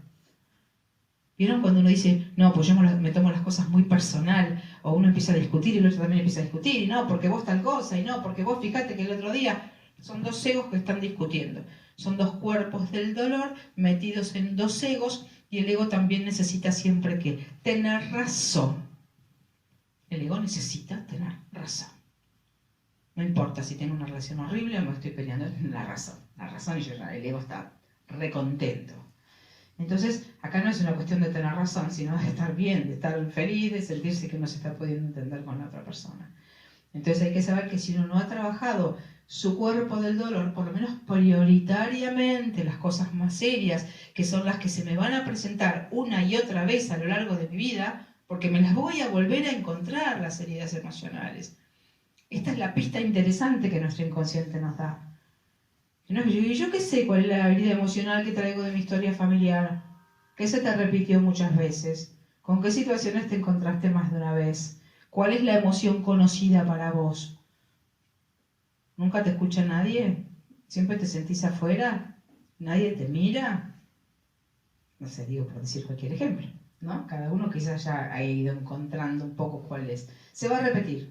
La vamos a encontrar porque se va a repetir. Entonces, para que no se repita más, lo que tenemos que hacer es poder hacer una transformación emocional, una resignificación de la emoción. Porque ustedes piensen que la historia objetiva no va a cambiar. Si a mí mi padre me abandonó, la historia objetiva es que mi padre me abandonó, ¿no? O si me golpearon cuando era chica, eso no va a cambiar. El pasado no va a cambiar. Pero ese pasado quedó pegado a una cierta emoción. Y lo que hace que a mí se me repita a lo largo de mi vida en distintos escenarios la misma escena con otra persona es la emocionalidad. Es la emoción que está pegada. Entonces, hay muchas técnicas hoy, como las constelaciones familiares, los actos simbólicos, la psicomagia, muchas técnicas que nos pueden ayudar a transformar la emoción. Cuando yo puedo transformar la emoción, puedo soltar la historia. Si no transformo la emoción, la historia, aunque yo no me dé cuenta, está presente en mí. Y todo lo que miro está filtrado por esa emoción de mi infancia. ¿Se entienden qué ajenos que estamos a nosotros mismos? ¿Qué poco libres que somos? Somos recondicionados si no nos hemos trabajado un poco. Entonces, capitalizar el sufrimiento, aprender del dolor, como decía el título de la charla, sería poder entender para qué y por qué viví lo que viví. Poder hacerme esta pregunta inteligente para no seguir viviendo situaciones de conflicto. Y darme cuenta a dónde yo me sentí mal, con qué situaciones me sentí mal, ¿no? Y si uno puede ir tomando estas herramientas a edades tempranas, ahí veo chicos que son muy jovencitos, bueno, maravilloso, porque arrancar la vida con estas herramientas, ojalá no las hubiera tenido en la escuela, nos hubieran enseñado en la primaria, qué hago con lo que siento, cuándo está la coherencia, qué pasa con mi cuerpo cuando estoy en estrés, qué son las enfermedades, herramientas, cómo me vinculo sanamente. En ningún lado se enseñan estas cosas y son las que necesitamos para vivir. ¿Se dan cuenta? Nos llenan la cabeza de información, de cosas, de números, de datos, y cómo se vive, cómo me vinculo, cómo gestiono el estrés, qué hago con lo que siento. Nadie nos enseña eso. Entonces es importante que uno mire su vida y sus experiencias para entender qué fue lo que pasó acá, qué fue lo que negocié, qué fue lo que permití, a dónde estuve en incoherencia con lo que estaba pasando. ¿Cómo puedo hacer para rediseñar eso y que no me vuelva a pasar esto del malestar?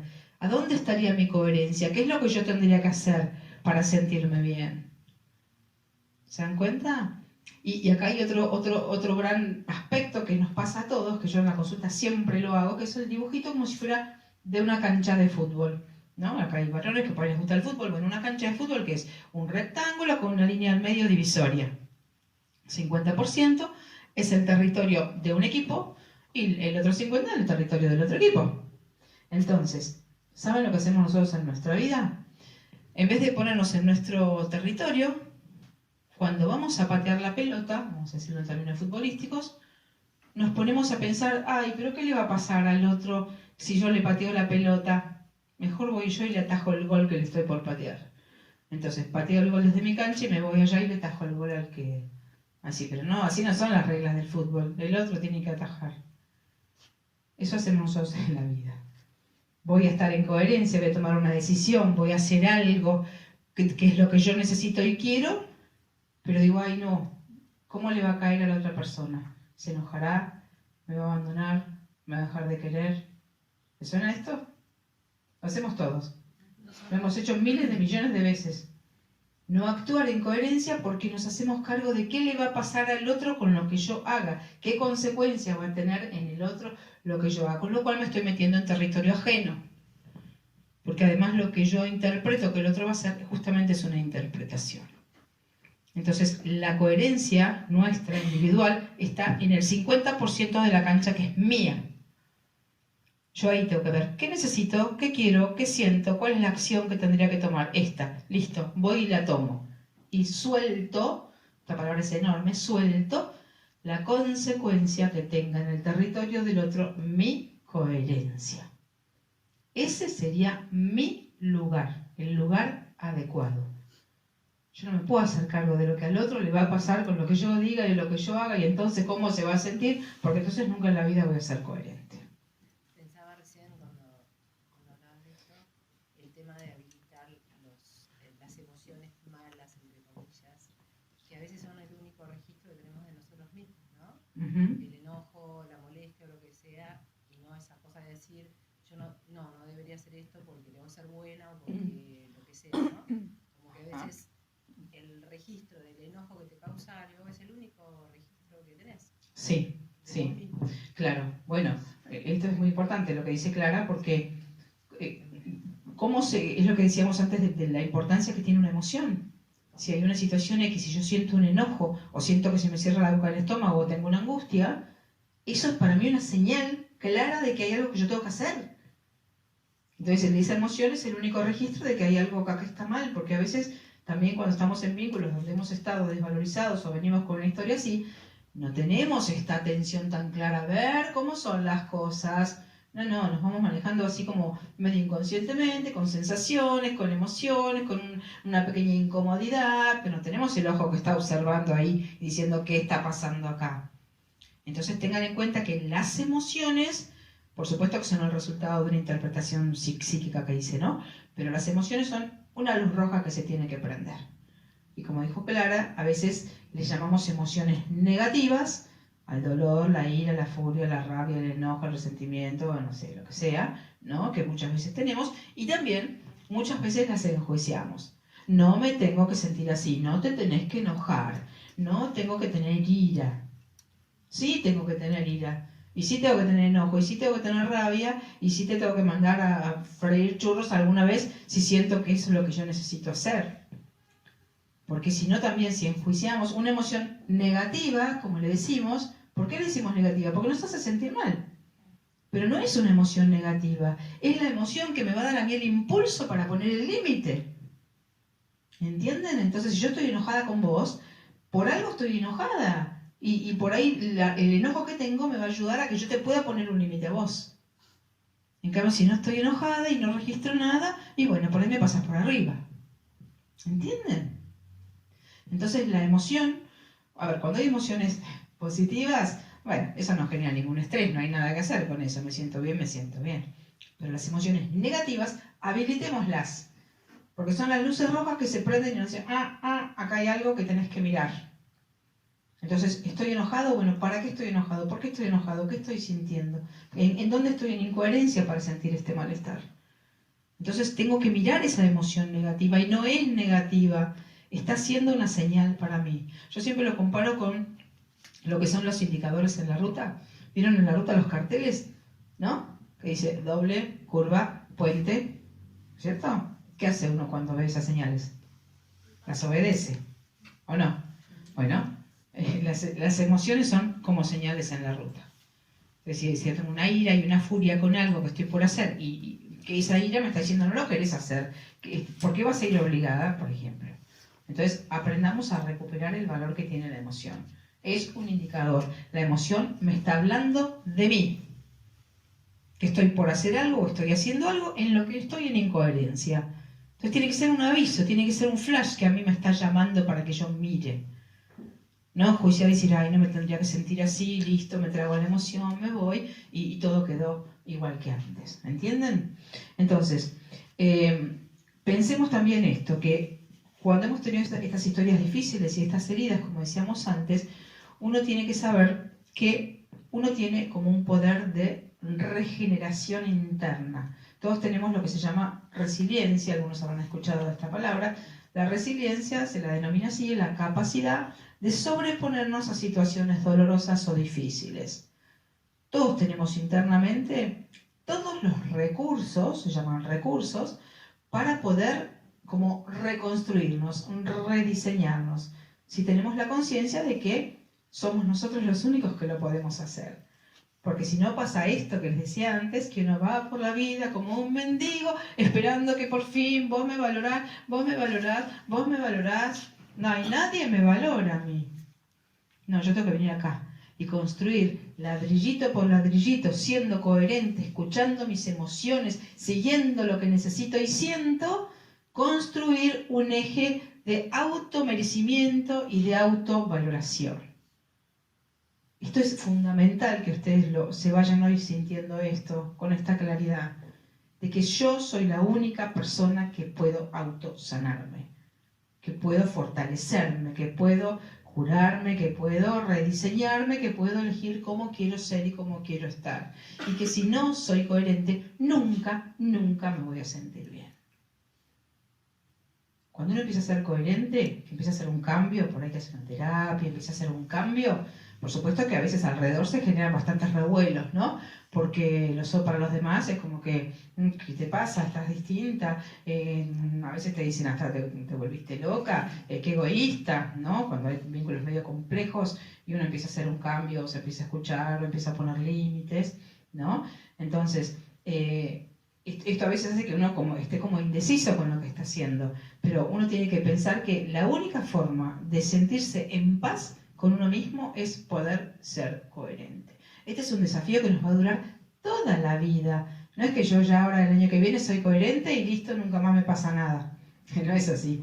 Es un trabajo constante de atención sobre mí, de registro de mis procesos, de poder escucharme, de tratar de dejar afuera por un momento lo que pasa o dicen los demás o esperan de mí, ¿no? Porque también están las expectativas que los demás tienen sobre nosotros. Justo el otro día di un taller sobre ataques de pánico y ansiedad, el domingo, y hablábamos en una parte del tema de las expectativas de los otros sobre nosotros. Todo el mundo tiene expectativas sobre nosotros. Nuestros padres han tenido expectativas sobre nosotros. Y vieron que es muy frecuente que por ahí en chicos más jovencitos o que están ahí como despegando de la familia y empezando su vida adulta, se produzcan este tipo de síntomas. ¿Por qué? Y porque todos me están mirando a ver qué es lo que yo voy a hacer con mi vida y se supone que yo ya tendría que saber qué voy a hacer en el futuro. ¿No? Entonces la expectativa de los demás sobre mí, que se supone que yo tendría que hacer cierta cosa, me genera una presión que me impide a mí escucharme a mí y ver qué es lo que yo necesito y quiero. Y también es interesante pensar que uno no tiene que tomar nada como definitivo en la vida. Yo siempre digo, porque este en vez es un principio como muy interesante para tener como filosofía. Bueno, nada es definitivo. Yo hoy tomo una decisión y si mañana quiero tomar otra, tomo otra decisión. Y si de pronto lo que quería hoy no lo quiero mañana, cambio de rumbo. ¿Cuál es el problema? Pero parece que para ser alguien en la vida tiene que ir por un camino así y entonces todo esto se convierte en una presión y hace que nosotros no podamos ser nosotros mismos, ¿no? Entonces, también fíjense que cuando uno ha estado en lugares de sufrimiento mucho tiempo, o en historias difíciles mucho tiempo, desde lo que es la neurobiología, o sea, todo el funcionamiento cerebral, la neurociencia, el cerebro se ha acostumbrado, ustedes habrán escuchado que las emociones son procesos químicos, ¿no? Cuando yo tengo una emoción de angustia, de ira, de rabia, tengo ciertos neurotransmisores o ciertas hormonas que mi cerebro segrega. En cambio, cuando tengo euforia, alegría, felicidad, disfrute, tengo otros neurotransmisores y otras hormonas en mi cuerpo. Entonces, cuando yo he pasado situaciones difíciles durante muchos años, mi cerebro tiene como si fuera una adicción a lo que son las hormonas del malestar. ¿Vieron las personas que son re negativas y siempre están hablando negativamente y uno tiene que remarla para que en algún momento, ¿no? Esa persona tiene una adicción a los neurotransmisores negativos, por decir así, al cortisol, la adrenalina, y se mantiene como en una adicción. Y el cerebro funciona siempre en base al pasado, a la información que trae, al archivo del pasado. Por eso para el cerebro, como les decía, el cambio, la transformación, la coherencia, la evolución, el salirme del personaje, el cambiar las ideas. Esto para el cerebro nos mira como diciendo, ¿qué haces si yo no tengo esta información guardada? ¿Se dan cuenta? Entonces, claramente tenemos que saber que cuando hacemos un proceso para empezar a diseñar conscientemente nuestra vida, y las situaciones dolorosas y de sufrimiento son grandes maestras si nosotros las podemos ver y analizar. ¿Qué permití acá? ¿Por qué lo permití? ¿Por qué no fui coherente? ¿Cuál era el miedo que tenía? ¿Qué es lo que tenía que mirar de mí en esta situación? ¿Cómo lo haría hoy con esta conciencia que tengo? ¿Entienden? Entonces uno empieza a poner como en duda, como si yo mirara para atrás así y me pusiera a cuestionar todo lo que pasó. Ahí porque además lo puedo ver, porque vieron que cuando pasó ya uno dice, yo tendría que haber hecho esto, tendría que haberle dicho tal cosa, tendría que haber puesto tal límite. Este dicho que dice, ¿no? Con el diario del lunes todos somos Gardel, ¿no es cierto? Pero en el momento que lo vivimos, con el grado de conciencia que teníamos, pudimos hacer lo que pudimos. Entonces por eso digo, miren, búsquense después en su casa 5 o 6 situaciones de conflicto, de dolor, de sufrimiento, y pregúntense, ¿de qué otra forma yo hubiera podido manejar esta situación? ¿Qué hubiera sido lo que hubiera sido coherente para mí? ¿Qué fue lo que hizo que yo no actuara coherentemente? ¿Miedo a qué tuve? ¿A que pasara qué cosa? Y si hoy tuviera que volver a transitar esa situación, ¿lo haría igual o lo haría de una manera diferente? ¿Entienden? Que si uno se pone a pensar de esta forma, empieza a darse cuenta que puede empezar a tener opciones diferentes para manejarse. Y que si uno está intentando, como tratamos todos muchas veces, de conformar a los demás y de tener la aprobación de los otros, y todo esto, nunca en la vida vamos a poder ser coherentes. Porque siempre nuestra coherencia va a tener en general un costo para los otros. Pero no hay otra forma, ¿no? En lo que serían los vínculos de pareja, por ejemplo, hay una frase que dice que no hay parejas felices, sino personas felices que hacen pareja. Yo le pondría otra palabra en vez de felices, pondría coherentes, ¿no? Además de felices, bueno, sí, también, porque una persona que está coherente posiblemente está mucho más feliz, se siente mucho mejor consigo misma, y si está coherente no negocia lo que no quiere negociar. Por eso también búsquense ustedes cuáles son las cosas que a lo mejor han negociado, como todos hemos negociado, y que nunca más lo van a volver a negociar a partir de ahora. Por ahí me he dejado desvalorizar, he hecho que no me dieran el lugar, no me ha hecho respetar. Bueno, ¿por qué? Y porque ya lo viví eso, la historia familiar, es conocido, o sea que por ahí va rompeando también mi herida. Entonces hay un trabajito que yo ahí tendría que poder hacer, para que esto nunca más me vuelva a pasar. La vez pasada atendía a un chico, un muchacho más de 35 años, y veíamos en la consulta, ¿no? Que tenía un vínculo muy tóxico con una chica, y entonces yo le digo, fíjate cuáles son las necesidades básicas que negociaste. Y las escribimos en un pizarrón. Todas había negociado. No quedaba una sin negociar.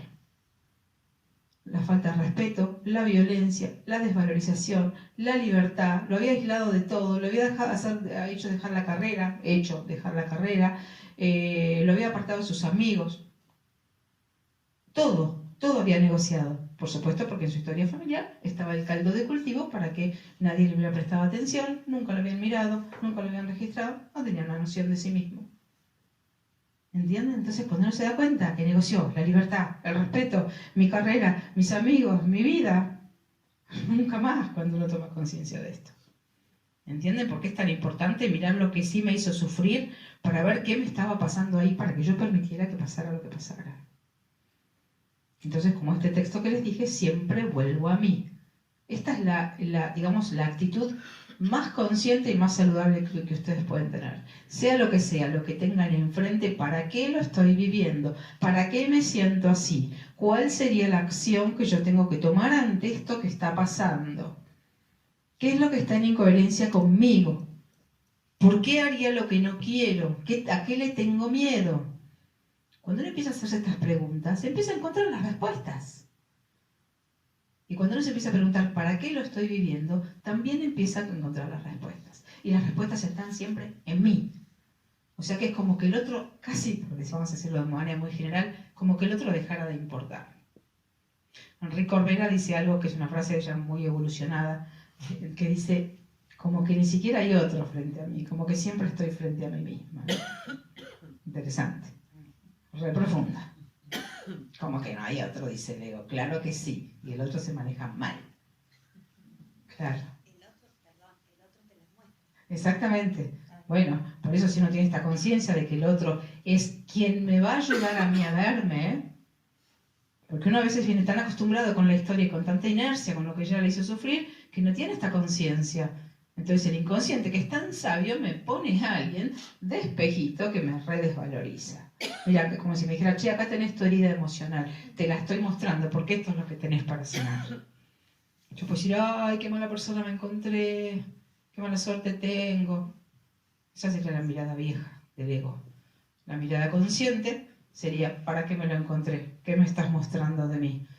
A veces les digo a las personas en la consulta, con el tiempo le vas a terminar agradeciendo a esta persona, que porque te hizo reaccionar, te hizo verte, te hizo darte cuenta de algo que nunca te hubieras dado cuenta solo.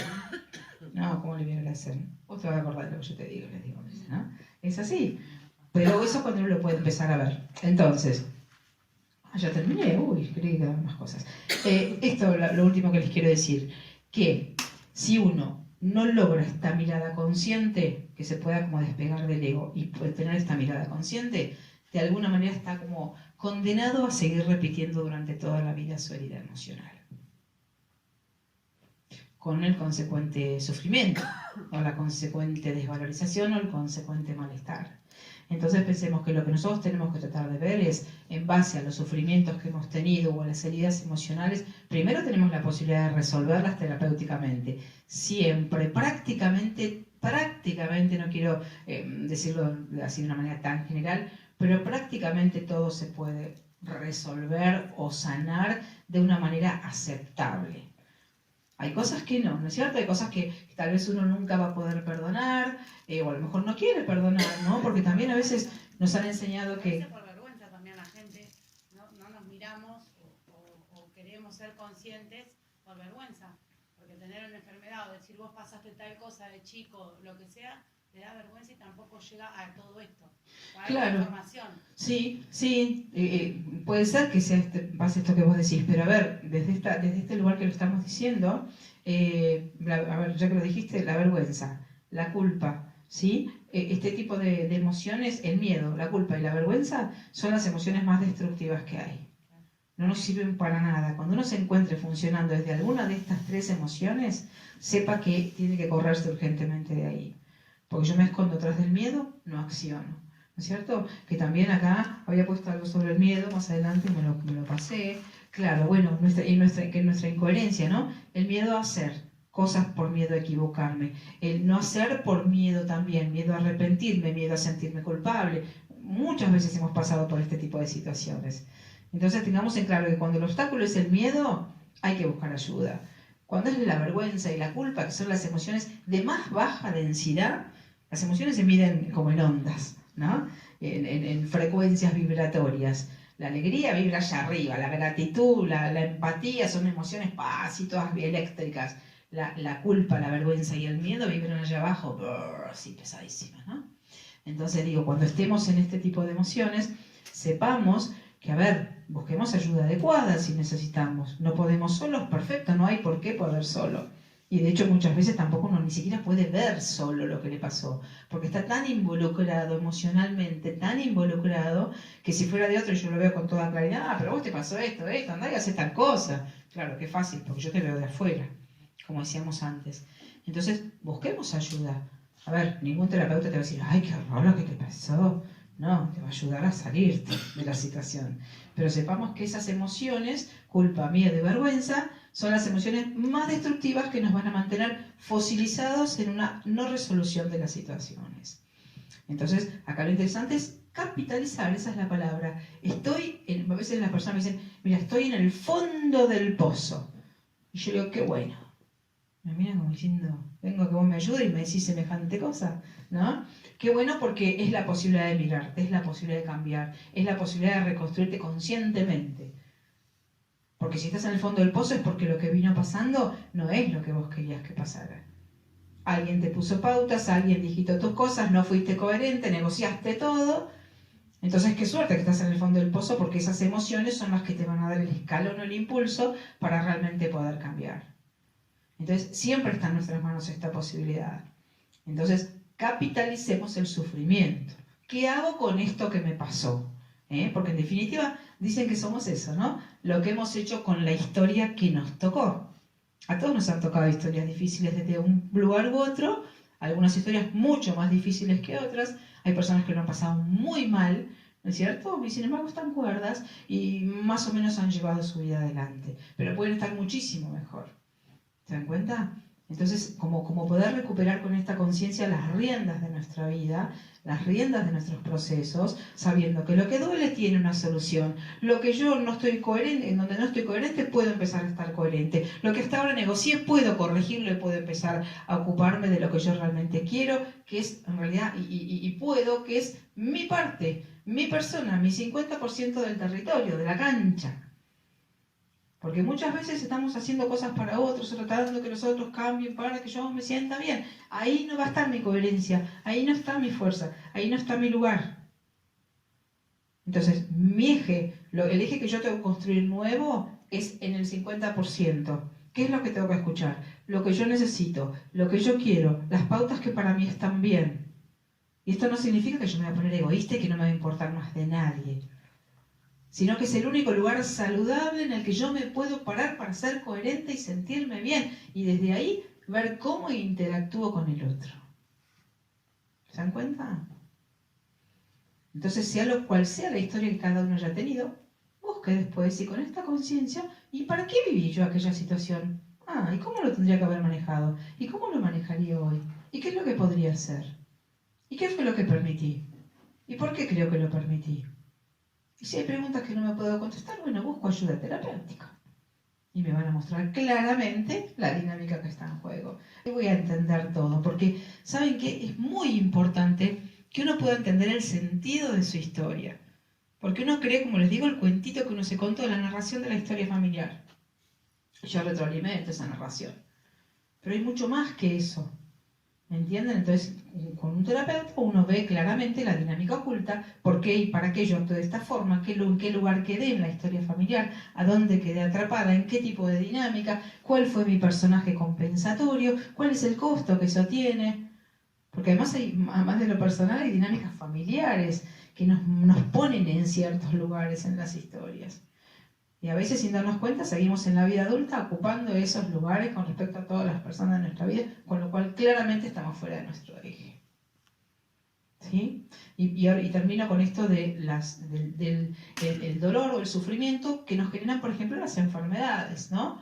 Tenemos que saber que, más allá de que somos una unidad, ¿no? Mente, cuerpo y emoción, somos una integridad, pero todo lo que pasa en nuestro cuerpo, si fuera un dolor físico, si fuera un síntoma, si fuera una enfermedad, fuera lo que sea, es el reflejo de algo que está internamente. Es como que el cuerpo muestra lo que pasa en el nivel de las emociones y del pensamiento.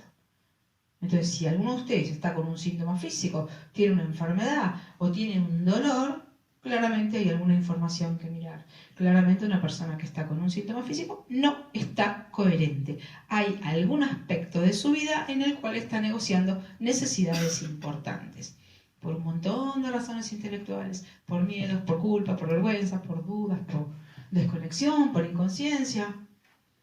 Entonces, una enfermedad es una excelente oportunidad para mirarse, para entenderse, para ver qué está negociando uno.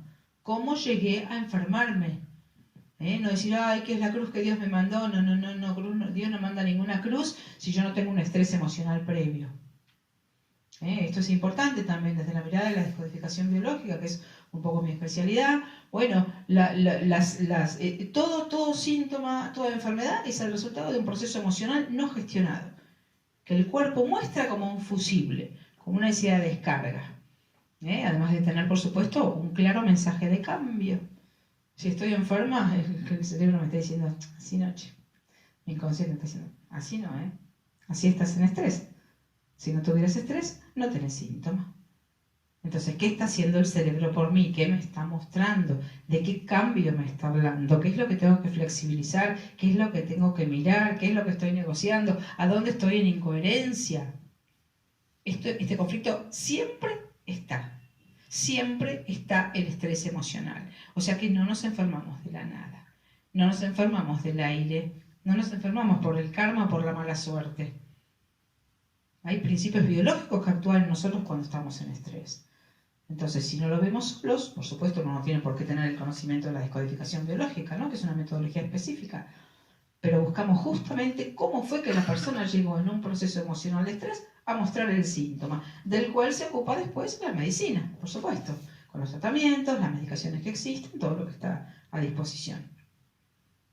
Pero es muy importante que nosotros sepamos, si tenemos una enfermedad, es una excelente oportunidad para mirarme y para resolver algo. ¿Se dan cuenta? Y hacerme consciente de qué fue lo que pasó, cómo yo me llegué a enfermar. Porque entonces ahí también, algo que yo siempre le digo a los pacientes cuando vienen con un síntoma físico, vos sabés que la parte más importante en tu proceso de curación depende de vos. Las personas me quedan mirando como diciendo, no, depende de la medicación, depende del médico. ¿Le acierte con el tratamiento? Sí, por supuesto, también. Pero ¿por qué hay personas que con el mismo tratamiento se mueren y hay personas que con el mismo tratamiento viven? ¿De qué depende? De la comprensión que la persona tenga, del cambio que haga, porque la enfermedad me está diciendo, así no. Claramente una enfermedad me está hablando de una necesidad de cambio.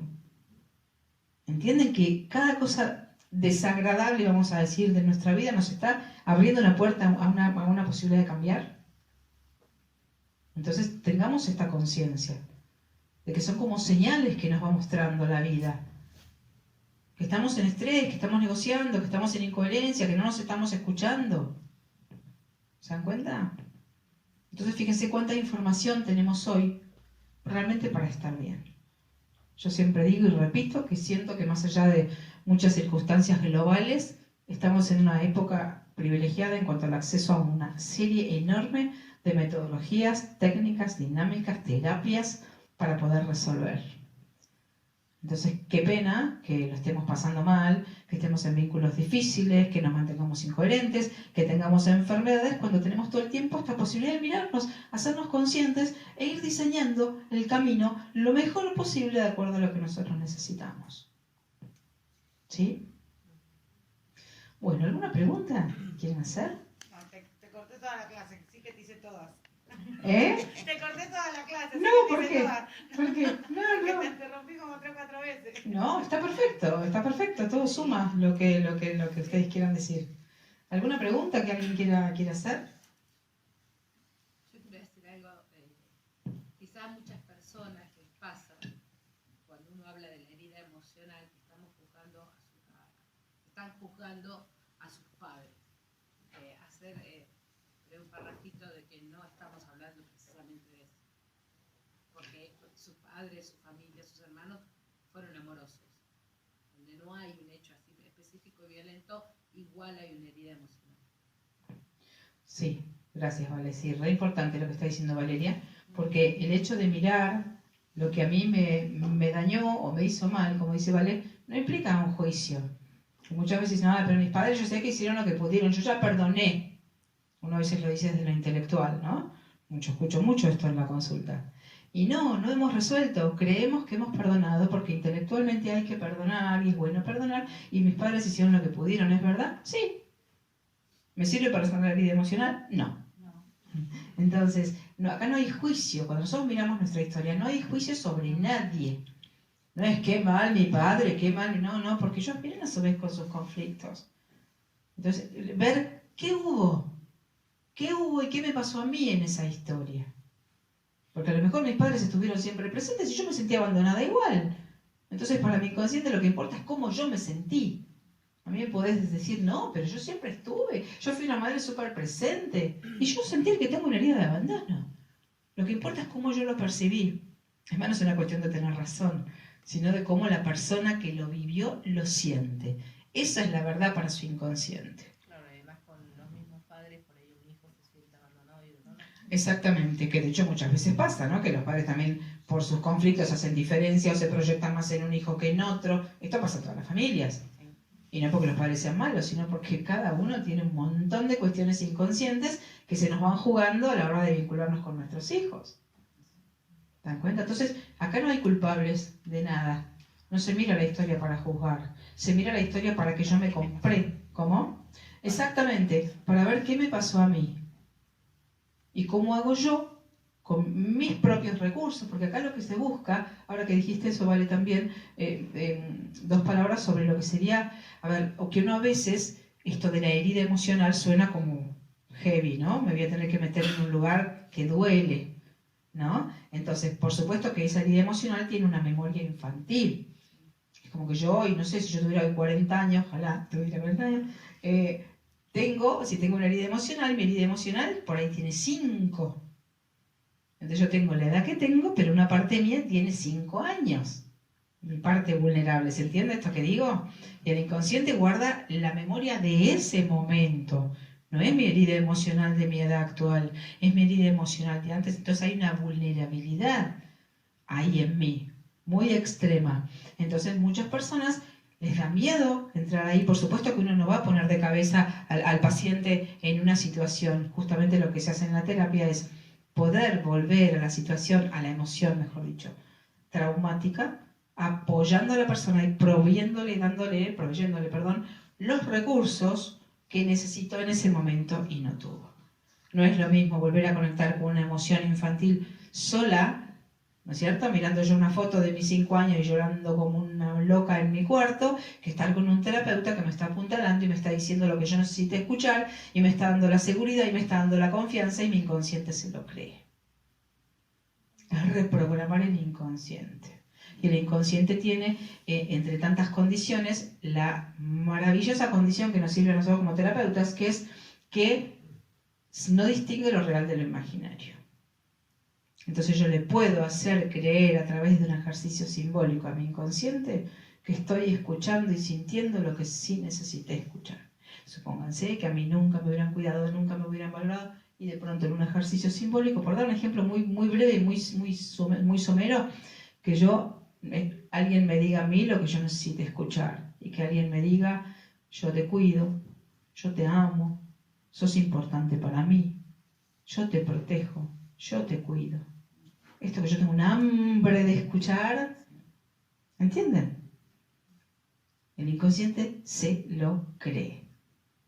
Son cuestiones que nosotros podemos trabajar terapéuticamente para que la persona sienta totalmente otra cosa, pueda integrar esa emocionalidad infantil, esa vulnerabilidad, pueda incorporar recursos, la protección, la defensa, la confianza, el coraje, el valor, la coherencia, para construir, como decíamos, ese eje desde el cual yo elijo qué hago con lo que me pasó, ¿no es cierto? Y cómo quiero que sean las cosas, por lo menos mayoritariamente, y voy como digitando el rumbo que quiero que tenga mi vida, cómo quiero vivir, cómo quiero pensar, cuáles son los pensamientos y las creencias que me sirven a mí, porque muchas veces estamos llenos de creencias limitantes.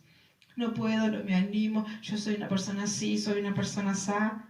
Pensamientos falsos que nos hemos creído como ciertos y que son limitaciones en nuestra vida. Eso también se reprograma. Se saca un pensamiento y se pone otro. Y yo empiezo a actuar como si tuviera el recurso. Yo a veces les digo a las personas, ¿no? A mí me gusta el teatro, entonces muchas veces les hago como representar, bueno, a ver cómo representaría el rol de la persona que va pisando fuerte y que dice: acá estoy yo. Una persona que viene así. Actúalo, mostrame. ¿Cómo harías? Representar el personaje. La persona primero le cuesta, le resulta difícil, le resulta incómodo, ¿no? ¿Eh?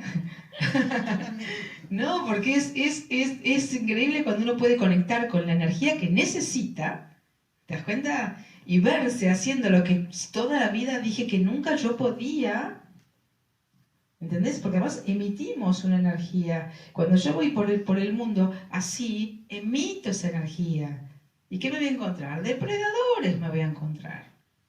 Porque emito energía de presa, emito vulnerabilidad. Y los vínculos son una cuestión energética. ¿Eh?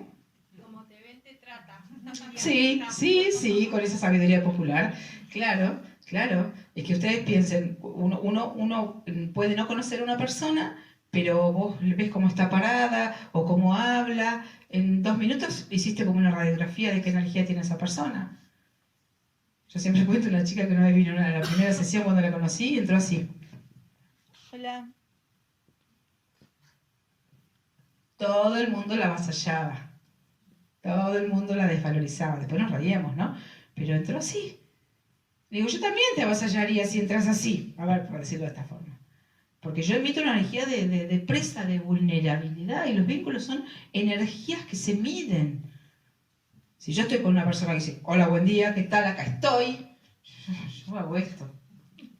¿O no? Porque impone, porque es una energía fuerte, porque está ocupando un territorio. Yo digo, hola, buen día, vengo a buscar trabajo. No, mi amor, para vos no hay. Claro, porque estoy emitiendo una inseguridad. ¿Entienden? Entonces, muchas veces es, como por decirlo, como tan sencillo como empezar a representar, bueno, a ver, ¿quién actúa como yo quisiera actuar? ¿No? Porque a veces decimos, no, pues yo no puedo como ser como esa persona, no, yo no me animo. Bueno, a ver, ¿cómo hace esa persona? ¿Cómo hace? ¿Cómo se para? ¿Qué dice? ¿Con qué voz? ¿Cómo lo dirías? Hacerlo frente al espejo. O cuando uno tiene que enfrentar una situación difícil, ¿no? De decirle algo difícil a alguien. Anda a practicarlo. Como si fueras el personaje que tiene que decir eso en una obra de teatro. ¿Cómo estudiarías el libreto? Entonces yo lo empiezo a decir, lo empiezo a escuchar, me empiezo a ver en un lugar energético distinto, empiezo a sentir, qué bien que se siente esto de, acá estoy yo, y esto es lo que tengo para decirte. Y entonces uno dice, pero yo entonces en realidad podía hacer esto. Lo que pasa es que nos compramos tanto la historia anterior y la identidad anterior y las limitaciones que creímos de lo que no podíamos, que el ego dice, no, vos no sos así, no se te va a ocurrir hacer esto porque vos no sos así. Eso es el ego. ¿Se dan cuenta? Pues, ¿alguna pregunta más?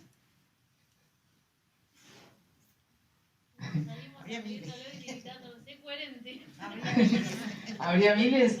Bueno, acá la idea de estas charlas que yo hago es que ustedes se vayan llenos de preguntas y llenos de cuestionamientos y llenos de ideas o de formas de poder ver las cosas, que como que poder mover un poco la inercia de la vida cotidiana, que uno en general no tiene estos espacios para pensar o repensarse o mirarse, ¿no?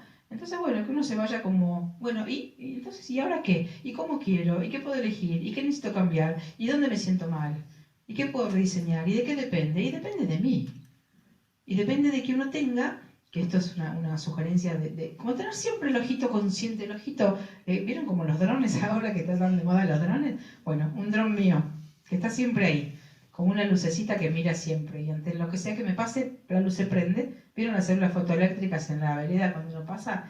Que se prenden, bueno, así, como si uno tuviera como el ojito de la conciencia siempre atento. Entonces, sea lo que sea la situación, ojito de la conciencia. Como si fuera de otro lo miro. ¿Qué pasa acá? ¿Qué siento? ¿Qué quiero? ¿Qué me pasó? ¿Cómo me sentí? ¿Cuál es la emoción? ¿Qué quisiera hacer? ¿Entienden? Que si uno hace esto así como un entrenamiento, ¿qué pasa en la situación que sigue? ¿Quién sos? ¿Qué te pasa? ¿Dónde estás? ¿Con qué tenés que ver? ¿Qué pasa la que sigue? Tuc, tuc, tuc, tuc. Entonces yo voy como digitando mi vida con esta conciencia y voy chequeando lo que me hace sentir mal, cómo lo modifico. Lo que me hace sentir bien, buenísimo, bienvenido. ¿Se dan cuenta? Bueno, si no hay preguntas, como dicen los abogados, no hay más preguntas, señor juez. Bueno, muchas gracias a todos.